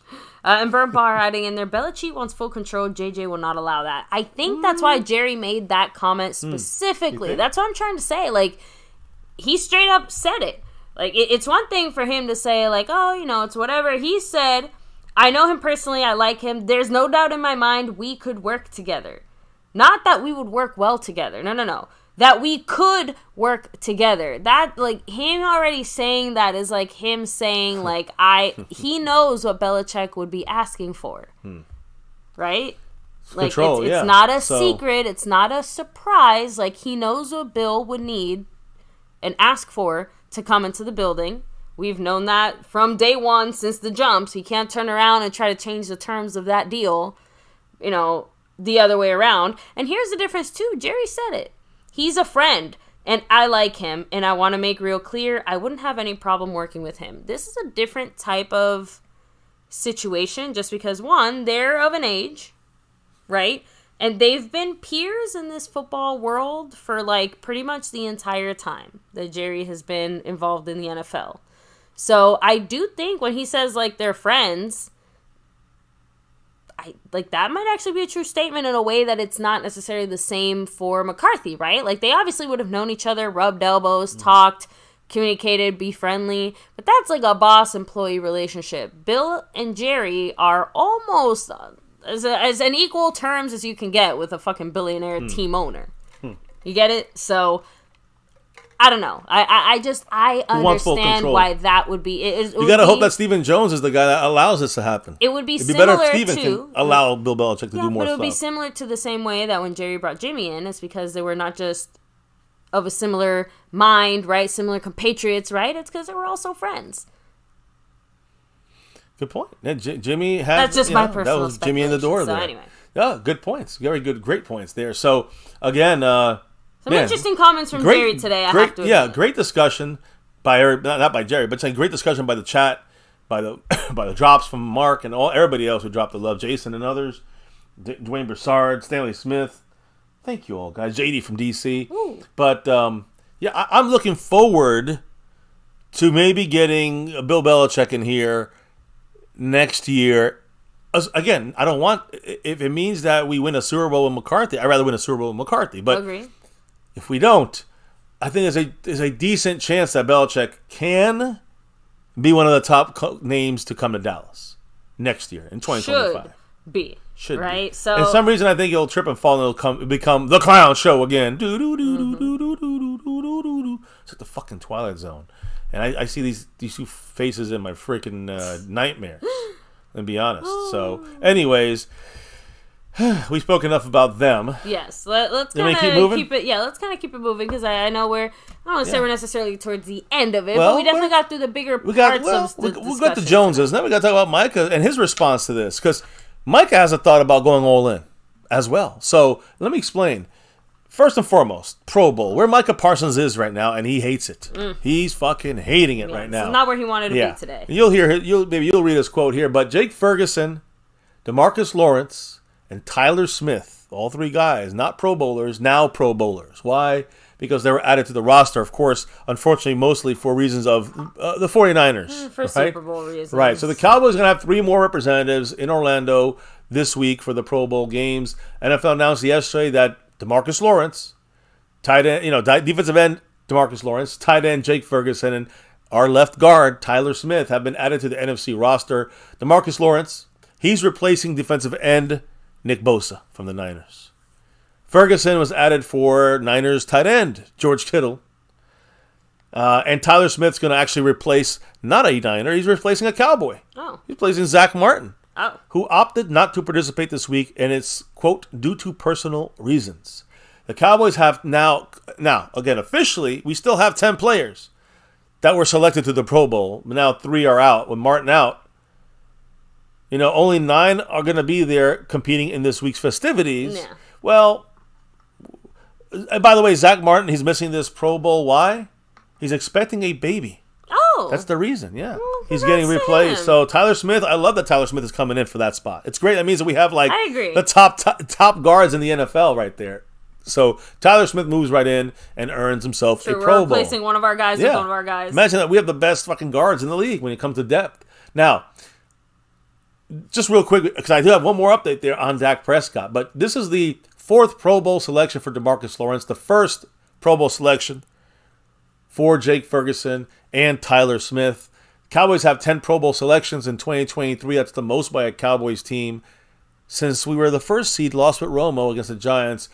In 2007, we had 13 Pro Bowlers. But you know what? That really does just highlight it's the Cowboy way. I'm telling you. But that's what I'm saying. Talk about expectations, or failing to rise to expectations, right? Like everyone expected that team to do way better than it did, and then they didn't. So again, let me keep it rolling here because then you have, again, we had initially 7, like I said, went to 10 now. On offense, we have Dak Prescott, who was not on the team. I'll explain why in a minute. Wide receiver CeeDee Lamb, Zach Martin, they were picked on offense. Micah Parsons, DeRon Bland, the defensive selections for us, and kicker Brandon Aubrey and punter Brian Anger made the Pro Bowl on special teams. But then it was announced that Dak Prescott also opted out of the Pro Bowl. He's being replaced by Tampa Bay Buccaneer quarterback Baker Mayfield, believe it or not. I never thought I'd say that. I was say that. That was a strange sentence. So Dak is not injured. That's number 1, all right? Okay, good. But it's funny because I say that because the Buccaneer website reported that Baker Mayfield replaced Dak in the Pro Bowl because Dak was, quote, unable to participate due to injury.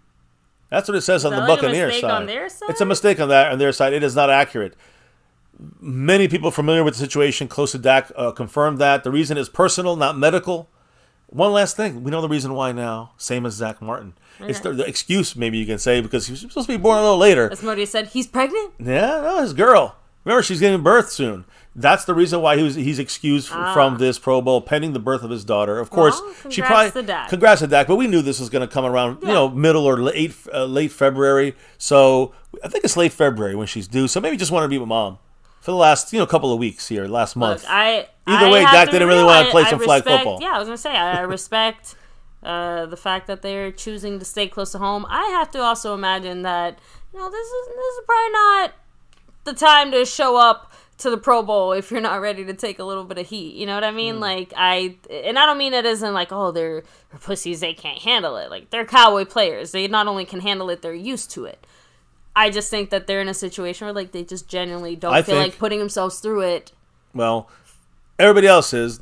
Dak is the quarterback. My point is whether he wants to put himself through it or not. No, but the point is that he has even more reasons to stay home and stay close to home and not do it. This is not a diss on Dak. I'm just saying I think Dak is doing it not because he has his pregnant wife. He's doing it because it's fucking flag football. And give somebody else a chance. Yeah. And he has an excuse, an easy out on this, so just use it. I don't think he really wants to come to Orlando to play flag football. If this is his first Pro Bowl. Yeah, obviously it'd be a little different. Yeah. Like Jake Ferguson, obviously, you know what I mean? He's loving it. Jake Ferguson, Tyler Smith, they're the first ones. So exactly. For some of these guys that it's they've been here and done that before, like I said, it's the point is it's flag football.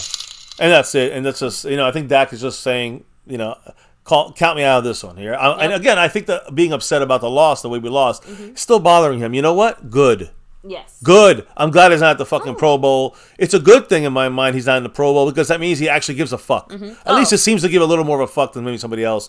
Some of these other guys, I don't blame the first-year guys. The final thing I'll say, DeMarcus too, Lawrence, is I don't know. a lot of the first-year guys, the money that you get from being in the Pro Bowl or being a Pro Bowler, makes a that's difference. a bigger difference to one of these younger guys than it is to these older veteran players that are on their big contracts. And some of the... Also, that's a very good point, but you reminded me of something. Also, in contracts, Pro Bowls are written in there. So if you get a Pro Bowl, you get a bonus from the team sometimes in the contract. Yep. DeMarcus Lawrence probably jumping for joy here. So anyways, we got Marco Sepien up to 91 points, one away from the one up on DeMarcus Lawrence. Marco Sepien with the $5 holler, and he is very close to Stanley Smith, I think, about to jump him. What did he say, baby, with his $5 drop? The Pro Bowl shows what I say. We have some really good guys and then a bunch of nobodies that would not start for most teams. Too many draft busts in high rounds. Hey, I'm just saying. I don't think Mark was with us for our show, the last show we had here. But Mark, you missed a good one. I hope you heard it about Stephen Jones, kind of basically not even knowing players from the Lions that they were trying. A known player from the Lions supposed to be traded to, asking in a trade how would we want him, and he didn't even know who the fuck it was. And then he hung up the phone, didn't even ask anybody else in the room, hey, does anybody know this guy? Anybody know this guy? This is a trade offer for us. And then when they called back, he said, no, not interested. I mean, he never told a soul. He never told Will McCLay. You know what I'm saying? Will McClay's helping run this thing, and you're undercutting Will McCLay. So it's hard for me to... Will McClay's to blame for some things, like everybody in this front office, but Will McCLay is saving this team with some of the draft picks he's done in the last 10 years from the dumb mistakes from the rest of the front office, from Stephen Jones and Jerry Jones. So it sucks, Mark, that this team has to rely on all their draft picks, or else we have an issue with our team for that year and the next year and the year after that. So we rely so much on that they put so much into it, and then a mistake here and there equals a major bust, not just for the player but for your team. So I agree with what he's saying there. For the most part, I do think most of the players in the Pro Bowl are pretty good. I mean, I don't know if they're Pro Bowl worthy necessarily, like the Ferguson and DeMarcus Lawrence, although he had a really good year, analytically speaking. Of it's just Pro Bowl, right? It breaks my heart that we're not having the Niners replace Nick Bosa or one of the Niner defensive edge rushers. Chase Young? Why don't he go there and replace DeMarcus Lawrence or one of our guys? I'd rather see that happen and us be in the Super Bowl. You know what I mean? So all of these things, right? Micah Parsons, he is at the Pro Bowl, and trust me, if you see the short I put up, check it out. He's not very happy with things. And hey, he's Burn, I'm with you. What did he say? I mean, I gotta hang okay, it's all good. But he said this season got me the most pissed off about this team in years. I'm with you. And a lot. The one thing I'll say is a lot like DAK is not going to this Pro Bowl, whatever the reason is. He's not really in the mood for flag football after this fucking embarrassing loss. You got Micah Parsons speaking out. A lot of players are upset. Fans are fucking furious. And Micah, yes, it is. We're not just calling it flag football because it's like a not great football game. It's actually literally a flag football game now. Yeah, which I actually think is better than the half-assed football game they were trying to do before. At least flag football, we all know there's not going to be any tackling. Like, don't pretend. You know what, though? Outside of a broken foot or something like this, you can still tear an ACL. You can still twist something and tear something. It's not really safer. It's the same shit, except you're not hitting. And if you're running around with pads and joking around, now you're playing hardcore, all out, like flag football. Someone can still rupture an Achilles. It sucks. I don't really want to see any Cowboy players there, to be honest. But Micah's there, and he's stuck there. And he is embarrassed from this team's performance, including, the team as a whole. But he played his ass off is what he is saying. And he said a lot. I think it's interesting to hear what he said. I wonder what you guys think out there, right? Micah Parsons, guys, finally, the first time we've heard from him since this loss against the Packers, all right, in the divisional round more than 2 weeks ago. Up until today, Micah, he's usually very vocal, was missing, on Twitter, on X, whatever, and, he wasn't really putting out much stuff out there. He wasn't on his Bleacher Report podcast or whatever it was. But then he was on his podcast in his studio, and Micah made some strong comments about the state of this Cowboy team. And again, I'm curious to know what you family members out there here, Micah. This was today. This wasn't yesterday, so this is newer news. I wonder what you guys think about what Micah said. And again, I don't agree with the podcast. I don't agree with all that shit, all that rah-rah, flashy. I don't agree with that stuff. But he said some things, and he's definitely feeling this loss, like the way some of our top players are. Oh, yeah. And so, again, what did he say starting it off? Maybe with this embarrassing loss against the Packers, I know he said something, right, about, like, being at right now, not being able to play in the playoffs. He said, "It's sad, man. You lose the way you do at home. How much it stood for us to be at home and to go out like that at home was just completely embarrassing and unacceptable.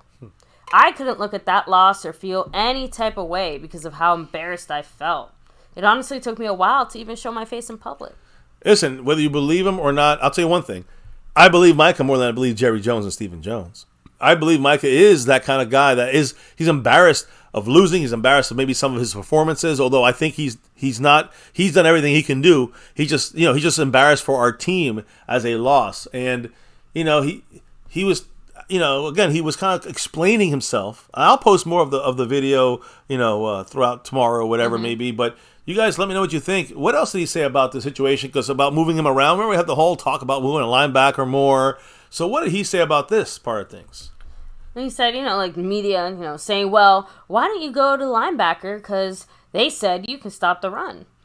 Micah, kind of added in there too, well, guess what? The packages are in for me to go to linebacker. There's multiple packages, multiple variations. But I can only play what's called. Whatever they're calling, whoever personnel they're putting on, I'm not putting out personnel. I'm not putting out the calls. Nothing's coming from me. So you can put that wherever you want to be or wherever you want to put it, but they're not coming from me.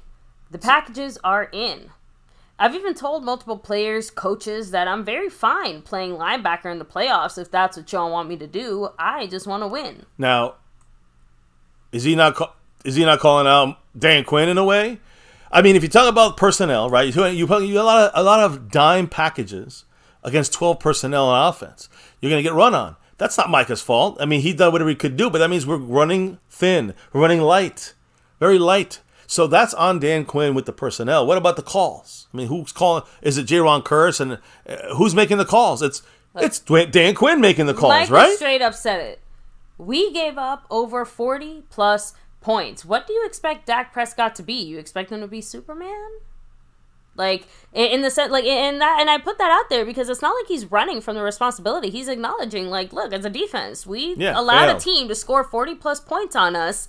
What kind of offense do you think you're going to pull out that's going to somehow make that for the people that blame in Dak? Yes, exactly. And that's part of the defensive fault breakdown. That's Micah and everybody. But as far he's as calling out Dan Quinn. In my mind. And that's why I thought it was interesting that he, kind of brought up the whole 40-plus points too. Because, again, on one hand, he's obviously, like, again, accepting responsibility, saying, like, we messed up, we fucked up. But then it's like, hey, you guys all want to see me play linebacker. We have packages for me to play a linebacker. The coaches choose not to do it. That's not me. So, I mean, no offense.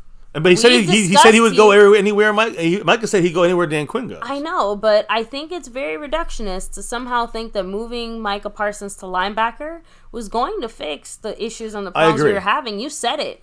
We were kind of, the way that we used Micah at linebacker, that got figured out like halfway through this year. And again, figured out or not figured out, it's not even that. The fact is he's less impactful that way. That's what I mean by figured out. You're the one who said it. Like, you basically make Micah completely useless there. Well, no, you have an improvement in coverage. That's all you do really get an upgrade in, because without the interior defensive lineman you need to help, Micah's going to get blocked double team down the field. It's not like playing the edge and making it a little easier in that sense to get in there and make an impact. You're lessening his impact. You're not going to make him a better. He's going to make some plays the other guys are not going to make. But overall, you're wasting his input. And on top of that, teams will then start throwing, and because they know they get a free play as far as pass rush is concerned. So. And Micah said that himself, but it's not about that. A lot of people, baby, after these comments, and he's not done with his comments, but a lot of people, again, this is the first time he had to weigh in on some controversial stuff, whether it's the loss or his comments on going all in. We'll talk about that in a minute. But also the controversial comments his brother made about being able to, why not move him around in different places, right? So that's what he was kind of talking about there. And again, this is the first time he's addressed the team's early playoff exit. So what I saw out there was people out there, and again, maybe you guys feel this way in the chat, but people are out there saying that Micah Parsons was implying that the blame should be on his teammates for the loss. Some people are out there saying this. How the hell did you get that from that? Like, not you personally. Just saying, like, how did they draw that conclusion from those comments? Not a single time did I hear Micah insinuate anything close to that. Like, that's some media bullshit. If anything, that is the coaches. He calls out, I think, the front office a little later, but my point is, he's calling out the coaches here specifically in my mind, and that's Dan Quinn. People that are making the play calls.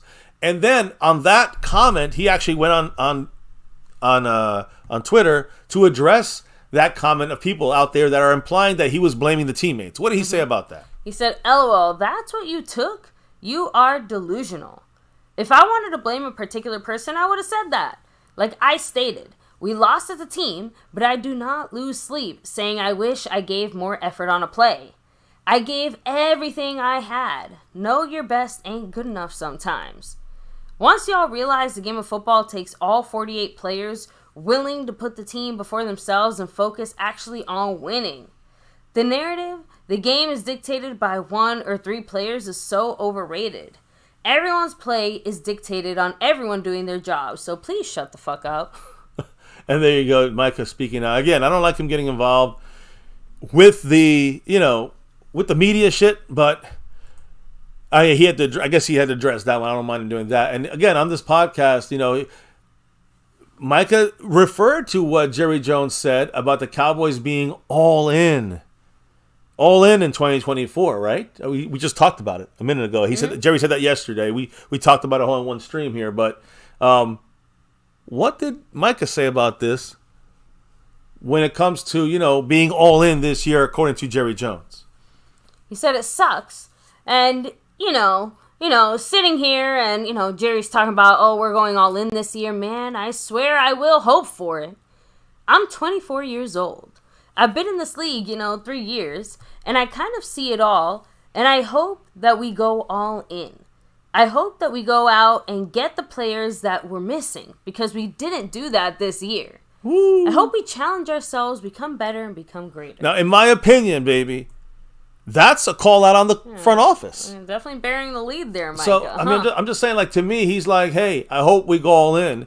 I hope that we go, we go all out and get the players that we were missing because we didn't do that this year. So, Micah, I think Dan Quinn, they are cognizant of, on defense, there were some holes there that the Cowboys never really decided to try to fix. Yeah. And we talked about this at linebacker. We just left them there. We talked about this at defensive tackle, interior, nose tackle, run stoppers.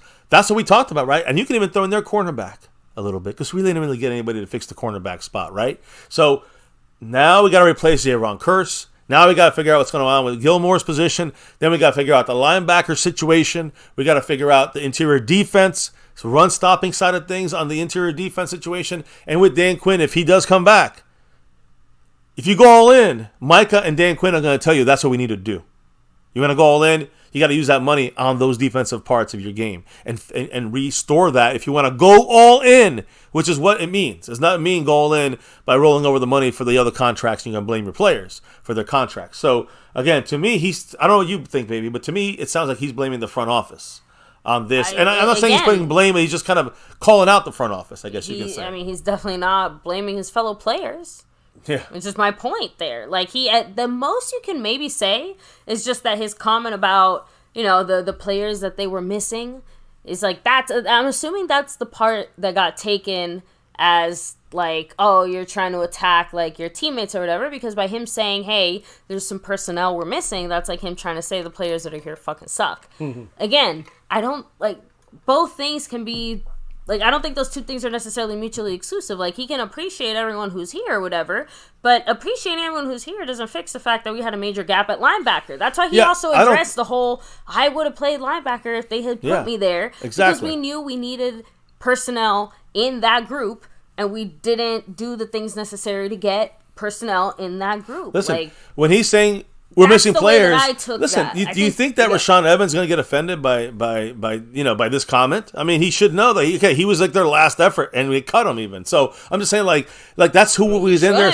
Well, that's my point. Like Marquise Bell did whatever he could do. He's not going to get offended. That's not even his real fucking position. Yeah. Damone Clark, he can't be the only linebacker there for us, right? And that like real linebacker role, you need that LVE or better, like a Bobby Wagner type, to be there with them. So that's what Micah means by going all in. We didn't have the right players this year, all the players. We had a lot of great players, and he loves them. But I understand what he's talking about. I don't understand how people get that construed with he's a selfish player, he doesn't give effort, or he's not, it's all about like blaming the teammates. And now I do agree. He's just addressing that he can't change what the coaches call. He can't change. He can't change what the coaches are calling. He can't change what if they bring in 6 defensive backs on a play. He can't change what Dan Quinn calls. I'm just saying, so like he can sit there, so he's calling them out. I want to play linebacker flag or whatever. But again, Quinn / the coaches have to actually scheme him into that spot or that position. Well, so again, the whole player. I'm just saying, like the whole player is missing. Like, I think that also, like, is that factor there, too? You know what I mean? Like, the whole things that we've talked about as far as the way that we run our defense. We could talk about the nose tackle. We could talk about all those things that we know we've been talking about all year, and the depth at the corner and all the... Listen, my point is, this team did not feel, I think, on defense, they were ready to go. And obviously, we had cracks against the Cardinals. Mm-hmm. So there was cracks on this team ever since Diggs went down. And look... All I'm going to finish by saying is that we had opportunities to get guys interior. We talked about Isaiah Buggs. We talked about other guys out there, corner, that were floating around. The Cowboys chose not to go after because they were cheap and they didn't go all in. So that's what Micah's referring to. Jerry Jones admitted we didn't go all in, right? Micah's saying we didn't go all in last year in a way because he said we didn't get the all-in players. We got good players. We didn't get the all-in players. And until we see the actual guys that fit our schemes and our top-notch kind of guys with the money we can easily save with some contracts we got to make done, then that's not going. If we don't do that with those contracts, with the $60 million we'll have under the cap, then we are not going all in. Yeah. And then we are literally doing the same shit we always do. And Micah's right for speaking out. If we don't go all in, if we do not go all in this year, that Micah's going to leave. Micah might not want to sign a contract right now. He might want to push because he's going to get more. Only if he waits longer, he'll get more money. So Micah's going to leave if we're not going to go all in. Yeah. That's what's going to happen. So think about that, guys out there. It's not just about, it's the same old Cowboys. It's now we can lose top-notch generational players. So I don't know. What do you guys think in the chat? So let me go ahead and hit up the chat, see what they have to say, right? So Drums and Cowboys said all in is like the Carpe Omnia. It's BS buzzwords to try and play the fans. I'm not believing shit until I see significant acquisitions. I gotta see it. So now something interesting too, which I don't know why what you said there, Drums and Cowboys, triggered this in my head. But when Micah says like the players that we're missing, we keep focusing on the whole linebacker thing. Oh, defensive tackles too. I was just about to say he's a defensive lineman. Are we talking interior? Yeah. Like, does he mean like about the type of personnel that can stop the run? And we got Micah, we got Mozzie Smith, and yet we dropped him 25 pounds, 30 pounds, whatever it was. I'm just saying that he obviously has an issue with the way that things are being run. I think in this case, when he's talking about getting the right guys, that's not the coaches. That's not the coaches, guys. That's the front office. Anyways, I don't know. People think he was blaming the players. He's just saying the players are great, but we could have had all-in players, and we didn't do that this past year. Agreed. Any other comments? So Asmodeus, by the way, he's saying, that's the shot at DQ. Yeah, the personnel and the play calling stuff. Yes, that is on DQ. Yep. And it should be a shot at DQ. DQ can take it. He's a grown-ass man. He knows he fucked up that game. He admitted that he fucking used a whole different defense. That was a mistake by Dan Quinn. A failure that might cost him head coaching job. Simple as plain. So maybe he's learned from that and now can maybe improve it if he gets his full array of guys that he needs to get a full, complete defense that runs under the Dan Quinn style, not the Dan Quinn broken defense style. Pioneer saying the media got Micah to say that he will take less if he gets better teammates. The media works for the owners. You got to be careful there, right? Yeah, but either way, I don't mind if he did that, but I could definitely understand. If he did that, that's a true Cowboy fan. That's a true Cowboy legend right there, but Don't put your hopes in that. That ain't gonna happen. Micah is going to take what he's worth, and he's worth at least at least whatever his number one guy is, he's worth more than that. I'm just telling you right now. So, anything else in there, baby? Let me see here.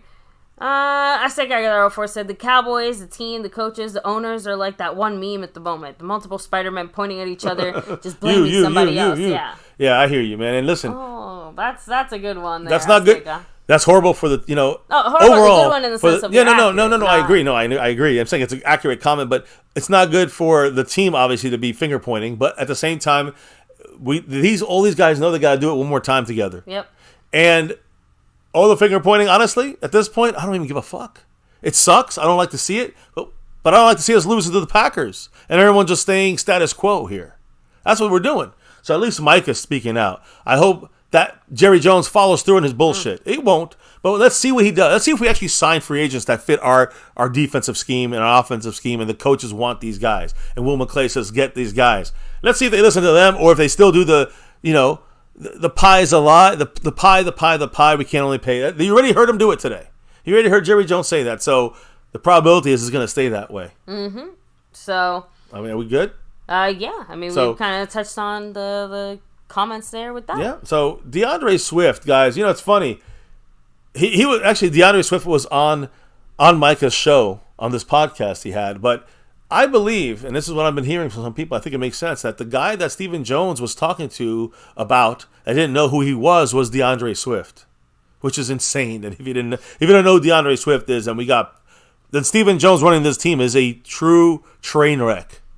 So we all know Jerry dropped Stephen in the glory hole when he was a baby. So I'm telling you, you should have left him there. Look, the thing I'm trying to say is that DeAndre Swift, I think, was the guy, because he got traded in this last draft. Yeah. He got traded to the Eagles from the Lions, and this is a guy that the Lions are trying to trade. So they got like a 4th rounder for him. Like, hell yeah, he's worth it. You know what I'm saying? I'm just saying, like, the issue is whether he's worth it or not worth it. Guess what? You talk about it with Jerry Jones. You talk about it with Will McCLAY. You mull the options. You don't just say, I don't know who this guy is, and hang up. And then when they say call back and they say, you want to do it? You go, no. That's Stephen Jones just clown show shit. And that's what really irks me the most. That's whose hands we are majorly in. The majority of our team is put in the hands of Stephen fucking Jones. So Stephen Jones, not knowing who DeAndre Swift is, DeAndre Swift was on Micah Parsons' podcast today, and Micah asked him what happened after that 10-1 start by the Eagles. Mm-hmm. What did DeAndre Swift say? It's tough. Later in the year, people started playing their best ball. It comes down to we ain't making enough plays. People might say play calling, coaching, whatever it may be, but at the end of the day, we out there, we got to make it happen. Whatever might be called, it comes down to execution. From top to bottom, we ain't making enough plays. I'm sure coaching has something to do with that too. But hey, DeAndre Swift taking the hit for the players there for the reason that the Eagles are crying, and it's die Eagles die, cry Eagles cry. Always. Much love to the man Marco Seppi, and our back-to-back sponsor of the week. Yes, the man with the plan. Appreciate you, Mr. Marco Seppi, and dropping that $5 holler, which puts him at 96 points on the Stream Boss, and also currently 2nd place on the overall board. What did the man say? Ooh. He said, when the D collapses, the offense and our top 10 quarterback should compensate. Arizona, 16 points. Green Bay, 16 points until the 4th quarter. San Francisco and Buffalo, 10 points. Okay, guys, and we're $20 million over the cap. We'll be fine. We're not going to be. We're going to be at $60 million under the cap mark. Again, if we extend CD, if we extend Micah, if we make the right couple cuts here, like Gallup, you're gone. That's $10 million saved, and of course Dak Prescott. You extend him, we'll be $60 million under the cap mark. That's the money we got to use. If you go all in, if you say the pie, like Jerry literally just said today or yesterday, but we read it today. If you go with the pie again, then you're blaming the players, which is bullshit. If you're going all in, like Jerry said, then you go in there and you take the $60 million and you spend 40 of that with the best that you got on your own team that's leaving, that's free agents. You get the best of those guys, let the rest get the fucking out of here, and then you get the rest of that money and you sign some meaningful free agents that these coaches actually desire. Not the bottom barrel run guys. You got to get the Bobby Wagner type linebacker type guys, and you pay them the $8 to $10 million. Yes, you do that with that $40 million. That's going all in. If we don't do that, it's another bullshit. We'll get some fucking, Justin Houston move, and everyone's going to be like, yeah, because Jerry's going to pump it up, and the guy's now past his prime. So that's what I mean. We'll pay $6 million, $5 million for him, or $4 million for him, and that's the guy we got to live with because it's still the Jerry Jones fucking way. Mm-hmm. It's not the all-in way, which he claimed they were going to do. So again, I'm getting it out now because we already know the answer. We all are smart family members here. We all smart about our Cowboys. We know the answer already. We know what Jerry's bullshit all-in quote is, and I don't trust it until I see it. Exactly. So, as I said, regardless, this organization needs a culture change. Yeah, that's why Bill Belichick would have been great. Yeah, unfortunately, until our front office gets a culture change, I don't really see as much happening on that side of things, at least in this moment, right? Painful. So, let me see. Pioneer said, remember, the Cowboys increased in value by over $1 billion. Oh, yeah. In 1 year, there's no repercussions for the clown show. That's exactly. The way that the floor mops. That is the definition, the circus of the clown show. And yes, Jerry has taken a little bit more of a back seat, while Steven has taken the fucking control of this shit, and he's driving this clowny circus clown car into the fucking ocean. He's driving it off a fucking cliff. When you don't know who DeAndre Swift is, and I'm assuming that may be the guy he didn't know who the fuck it was. If you don't know who DeAndre Swift is, you're a fucking clown, Stephen Jones. You're a fucking clown. Especially, and you're a bigger clown when you don't even discuss it with your clowny roommates over here. Well, Hong Kong. Shit. That makes you so pissed off. Anyways. I hear what Mark is saying about the cap and all that stuff, but we guys forget about that. That's a bet that Jerry Jones made 3 years too late. Should have made that deal in 2018, not 2021. And we would have had not this issue with Dak's contract. Mark, drop another $2 holler. What did the man say? He said, yeah, if Tyrone does not like salad tossing. There we go. Back to that analogy. Well, listen, turning the page, Mark, as he's 2 away, by the way, to get fully loaded. And he is still, I think, let me see. I don't know. He's about like 15 away or so from first place overall, or 14 away from first place overall on the board. As you know, he's our sponsor of the week, back to back, like our 90s Cowboys. He's also 98 points in the Stream Boss, and also back to back. You know who else back to back? JD from DC. Oh, much love to him as our gifting champion. Although this week there's nobody on the gifting board there so far. And of course, extra special shout out to the queen of the Cash App, not the king, Cash App Queen, Marissa Sparkle. Appreciate you. And like I said, you had some fantastic drops today. People making a run at things from Stanley Smith, but the current leader is McLovin in the oven. McLovin running things here. He is currently still in first place overall and first place on the Cash App side of things. That's right. Just want to make sure I shouted that out. Do a little commercial break. Hit the like. Hit subscribe. Hit that notification bell, guys. Follow us on Twitter and all social media, X and all the other, so again, Twitter or X, but so all social media at MyCowboysFamily. Discord, go on there. You know what we do. Anyways, let's get this thing wrapped up on something positive, baby. Let's go towards the future.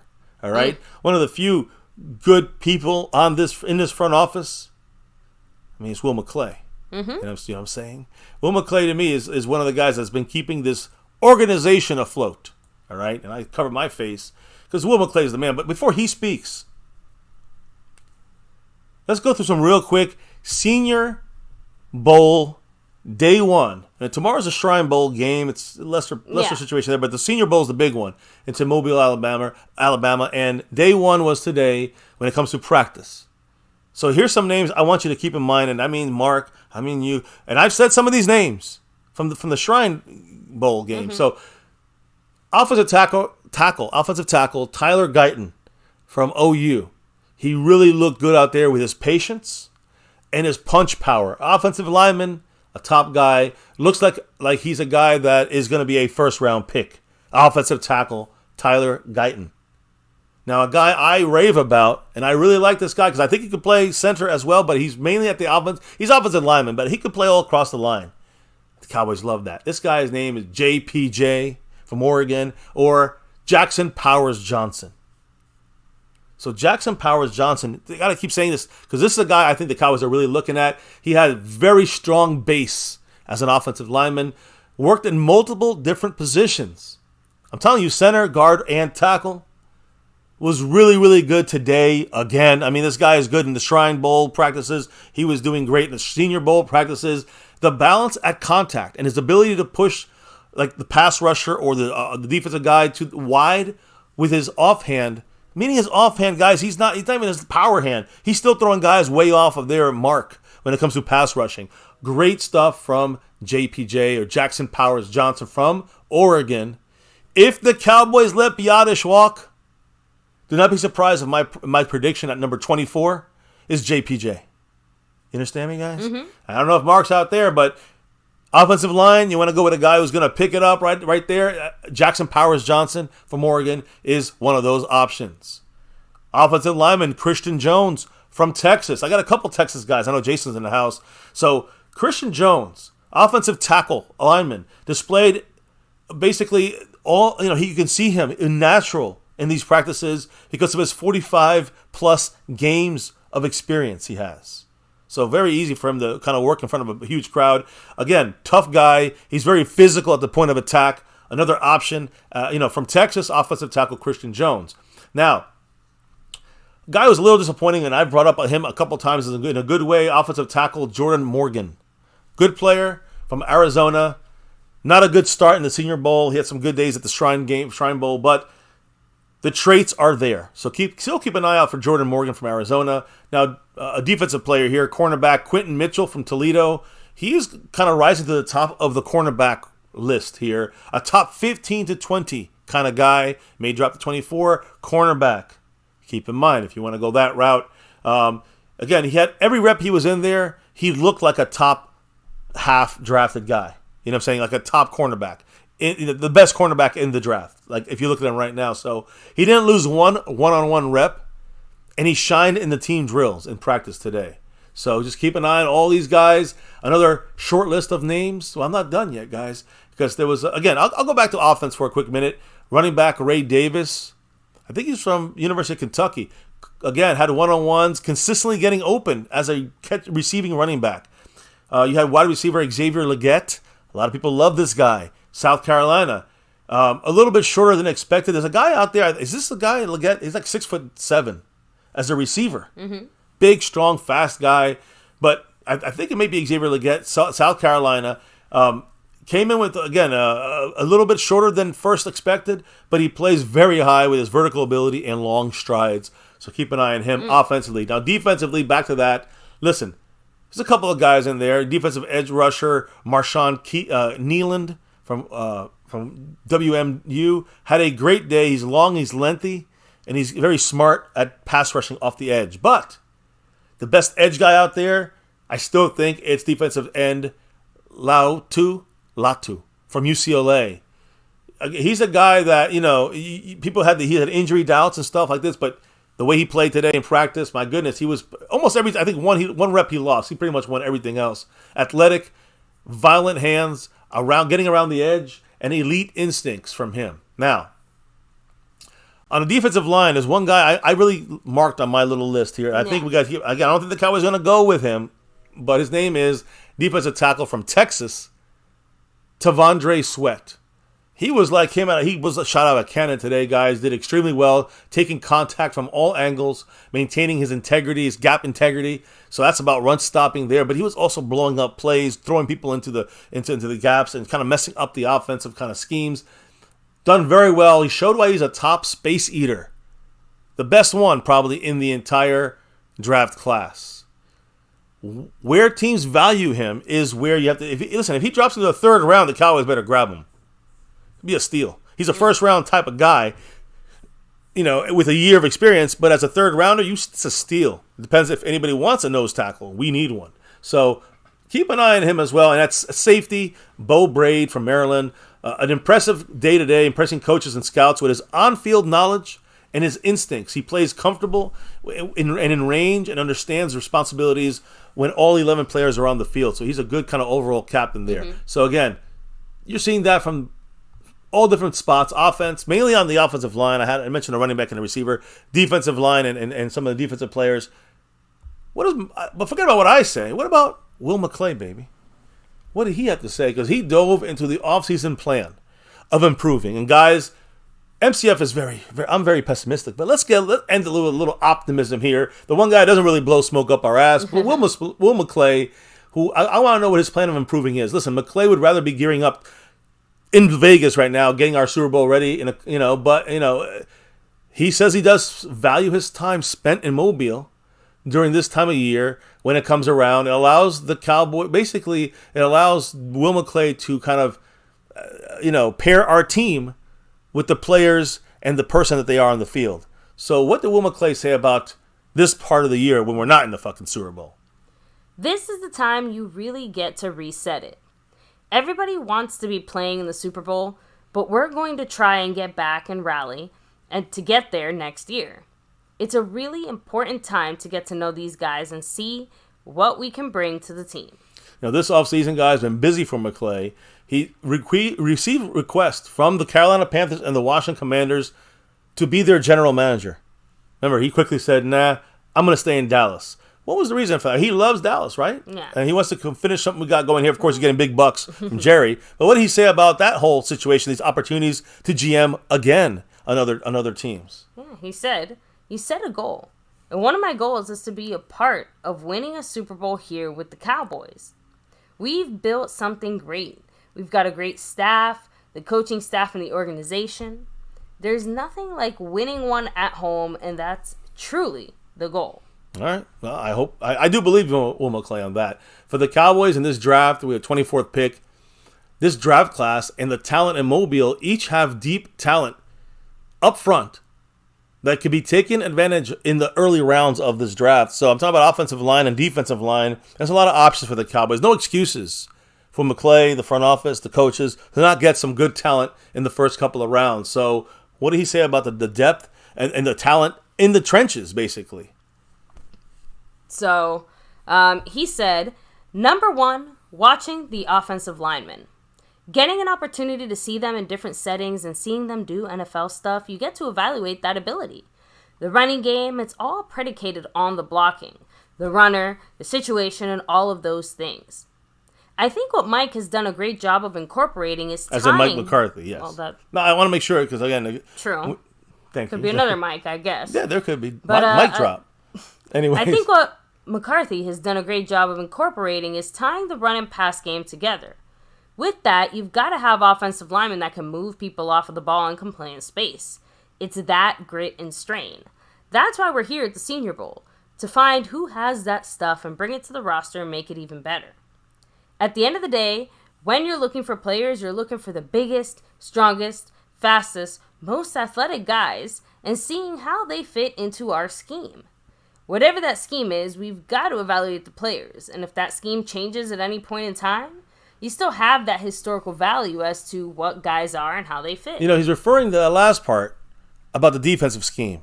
Since we still don't know who's going to really yet be our defensive coordinator yet. We'll probably know in the next 2 days. By Friday, we should know. But our Friday live stream, Fan Friday, I don't think we'll be doing one on Friday, but we might have a little quickie there. Yeah. Or Saturday, we will be discussing our defensive coordinator, whether it's Will McCLAY, whether it's Dan Quinn still, or someone that we'll be looking at. You know, the search will be on. So we'll see what happens. But, you know, that's what he was referring to when it comes to getting a player. And maybe we're looking at Dan Quinn's scheme. But Dan Quinn might be gone, so we have to fit him into the new scheme, whatever that may be.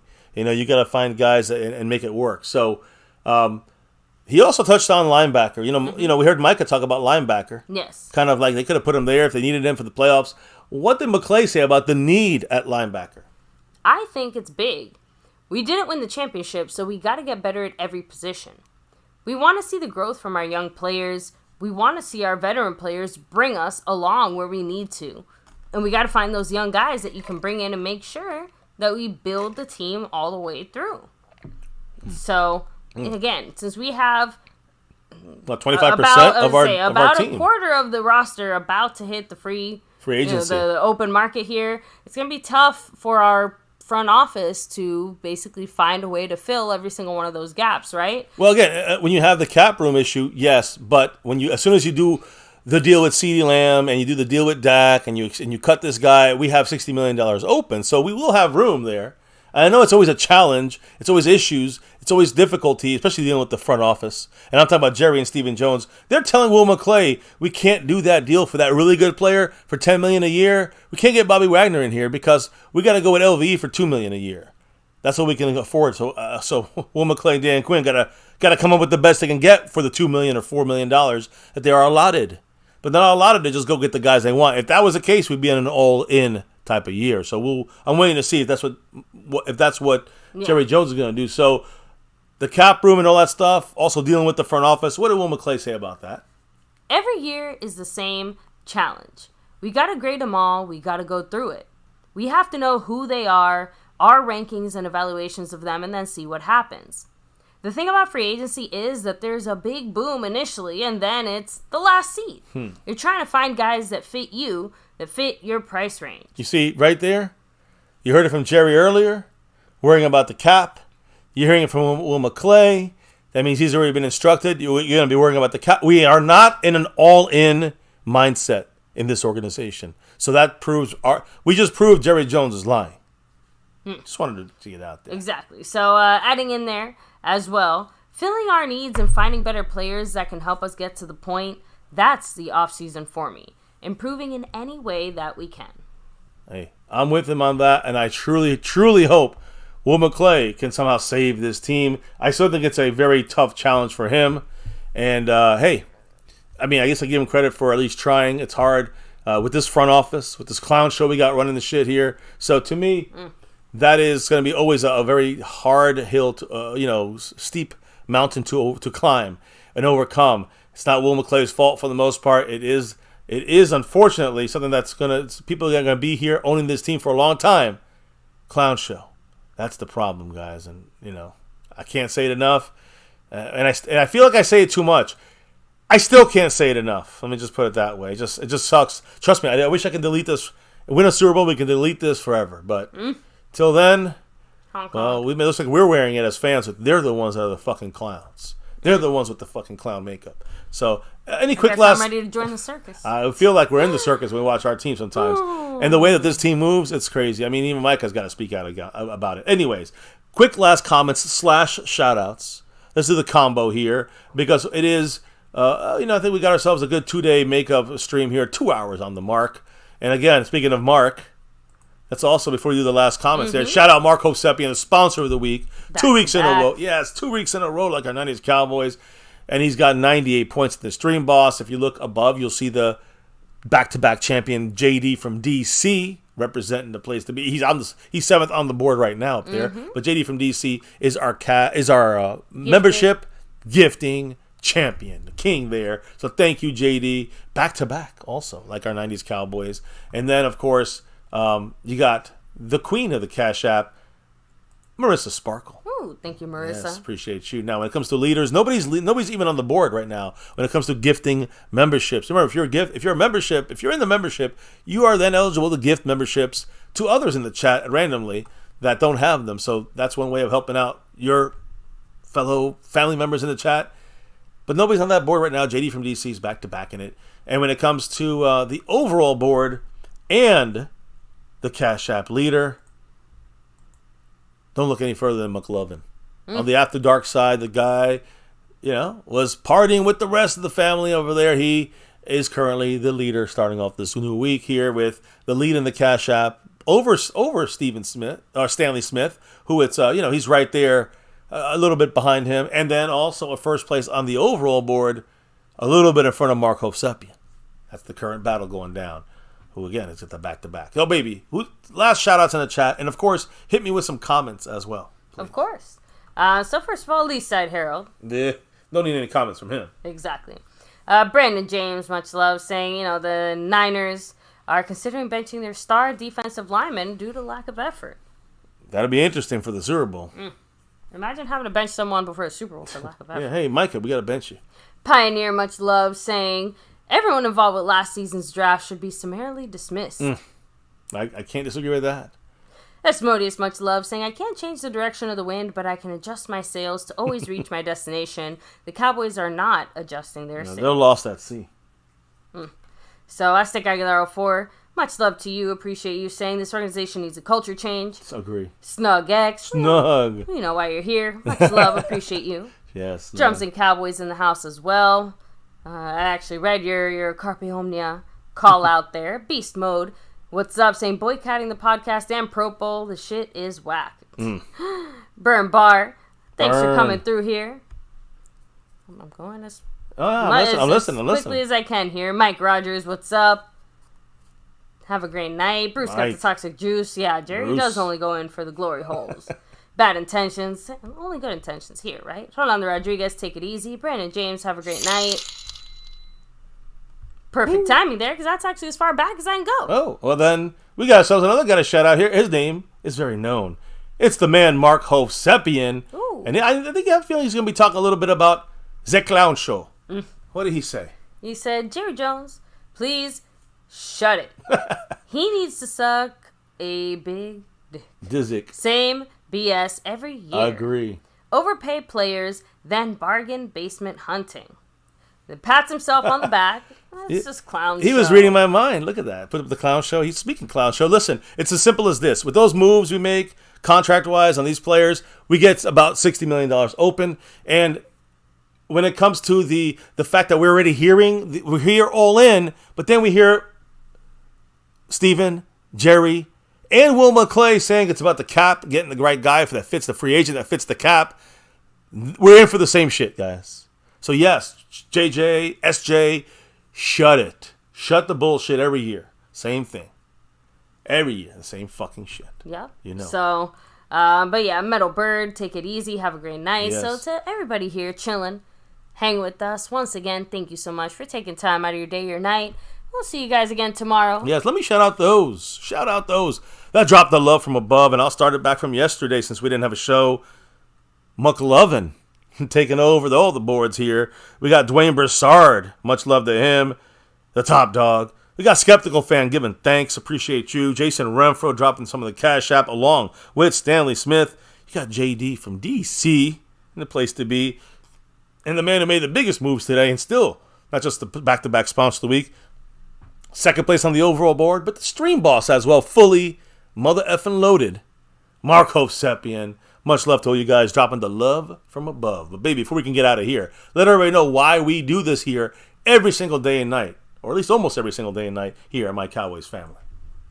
It's that navy blue. You see it. That silver too. You know it. And that star over everything. Hell yeah.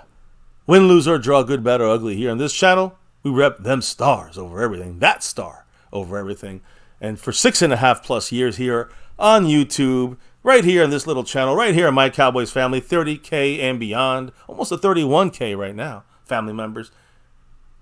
Never forget the number one thing here now and forever, as always, go Cowboys. Let's get that 6 and beyond in 2024. And let's make sure the Niners do not get that 6. Let's hope. Come on, KC. At least do that favor for us this year. Save the despicable season, at least in that way. Guys, thank you for dropping your knowledge, your thoughts about our team all night long in the chat. Appreciate your input and your thoughts on our Cowboys. Of course, cannot say it enough. We cannot do this without your guys' love and support from the drops of love from above. Appreciate, again, whichever ways, the Cash Apps or PayPals, the thanks button, or donations, the Super Chats, whatever you do, guys, appreciate every single one of you guys for helping out the channel, the show, and our daily grind for over 6.5 years. But now, as we come to this show's close tonight, and, get ready to relock and reload and, redo it again, I guess, like the Cowboys tomorrow. With all the updates, and you expect some Dan Quinn updates possibly. We'll be back tomorrow with that, baby. Before we can get that going tomorrow, we got to shut it down tonight. And before we can say goodnight here at My Cowboys Family, before we can drop out for the night, what do we got to do? We got to drop the beat. Oh, yeah. How about the Cowboys? That beat's been dropped. Thank you guys for dropping in here, hitting that like and the love. Appreciate all your guys' thoughts and comments on our Cowboys as we wrap up another one here. Another wrapping up on a Cowboys chat. Jerry, Steven, right there. That was literally yesterday in their interview sessions right there at the Senior Bowl. You see the little lanyards. They're repping the Senior Bowl. Well, rep that star better. How about that? Dan Quinn coming back? We shall see. Micah having some doubts about the way we're running things here, coaching things here. McCarthy, got some discussion there from Jerry Jones and DAK. Well, trust, question mark. We'll see how this thing goes going forward, guys. Appreciate everybody in the house with us on MCF, where it's what it's always about. That navy blue, that silver too, and that star. Always over everything. Yeah. Never forget the number one thing right here on My Cowboys Family. Thank you to all you guys in the house watching, chilling, hanging with us tonight. Hit that like for the stream. Subscribe to the channel. Hit that notification bell. Turn it on to all videos so you know exactly when we're going to go live on the nightly pretty much. And again, don't forget to follow us on Twitter, X, at MyCowboysFamily. Jump in the Discord, blah, blah, blah, on and on. Have a great night, guys. Stay safe. We'll see you back tomorrow for another one. Peace. And never, ever forget, Go Cowboys!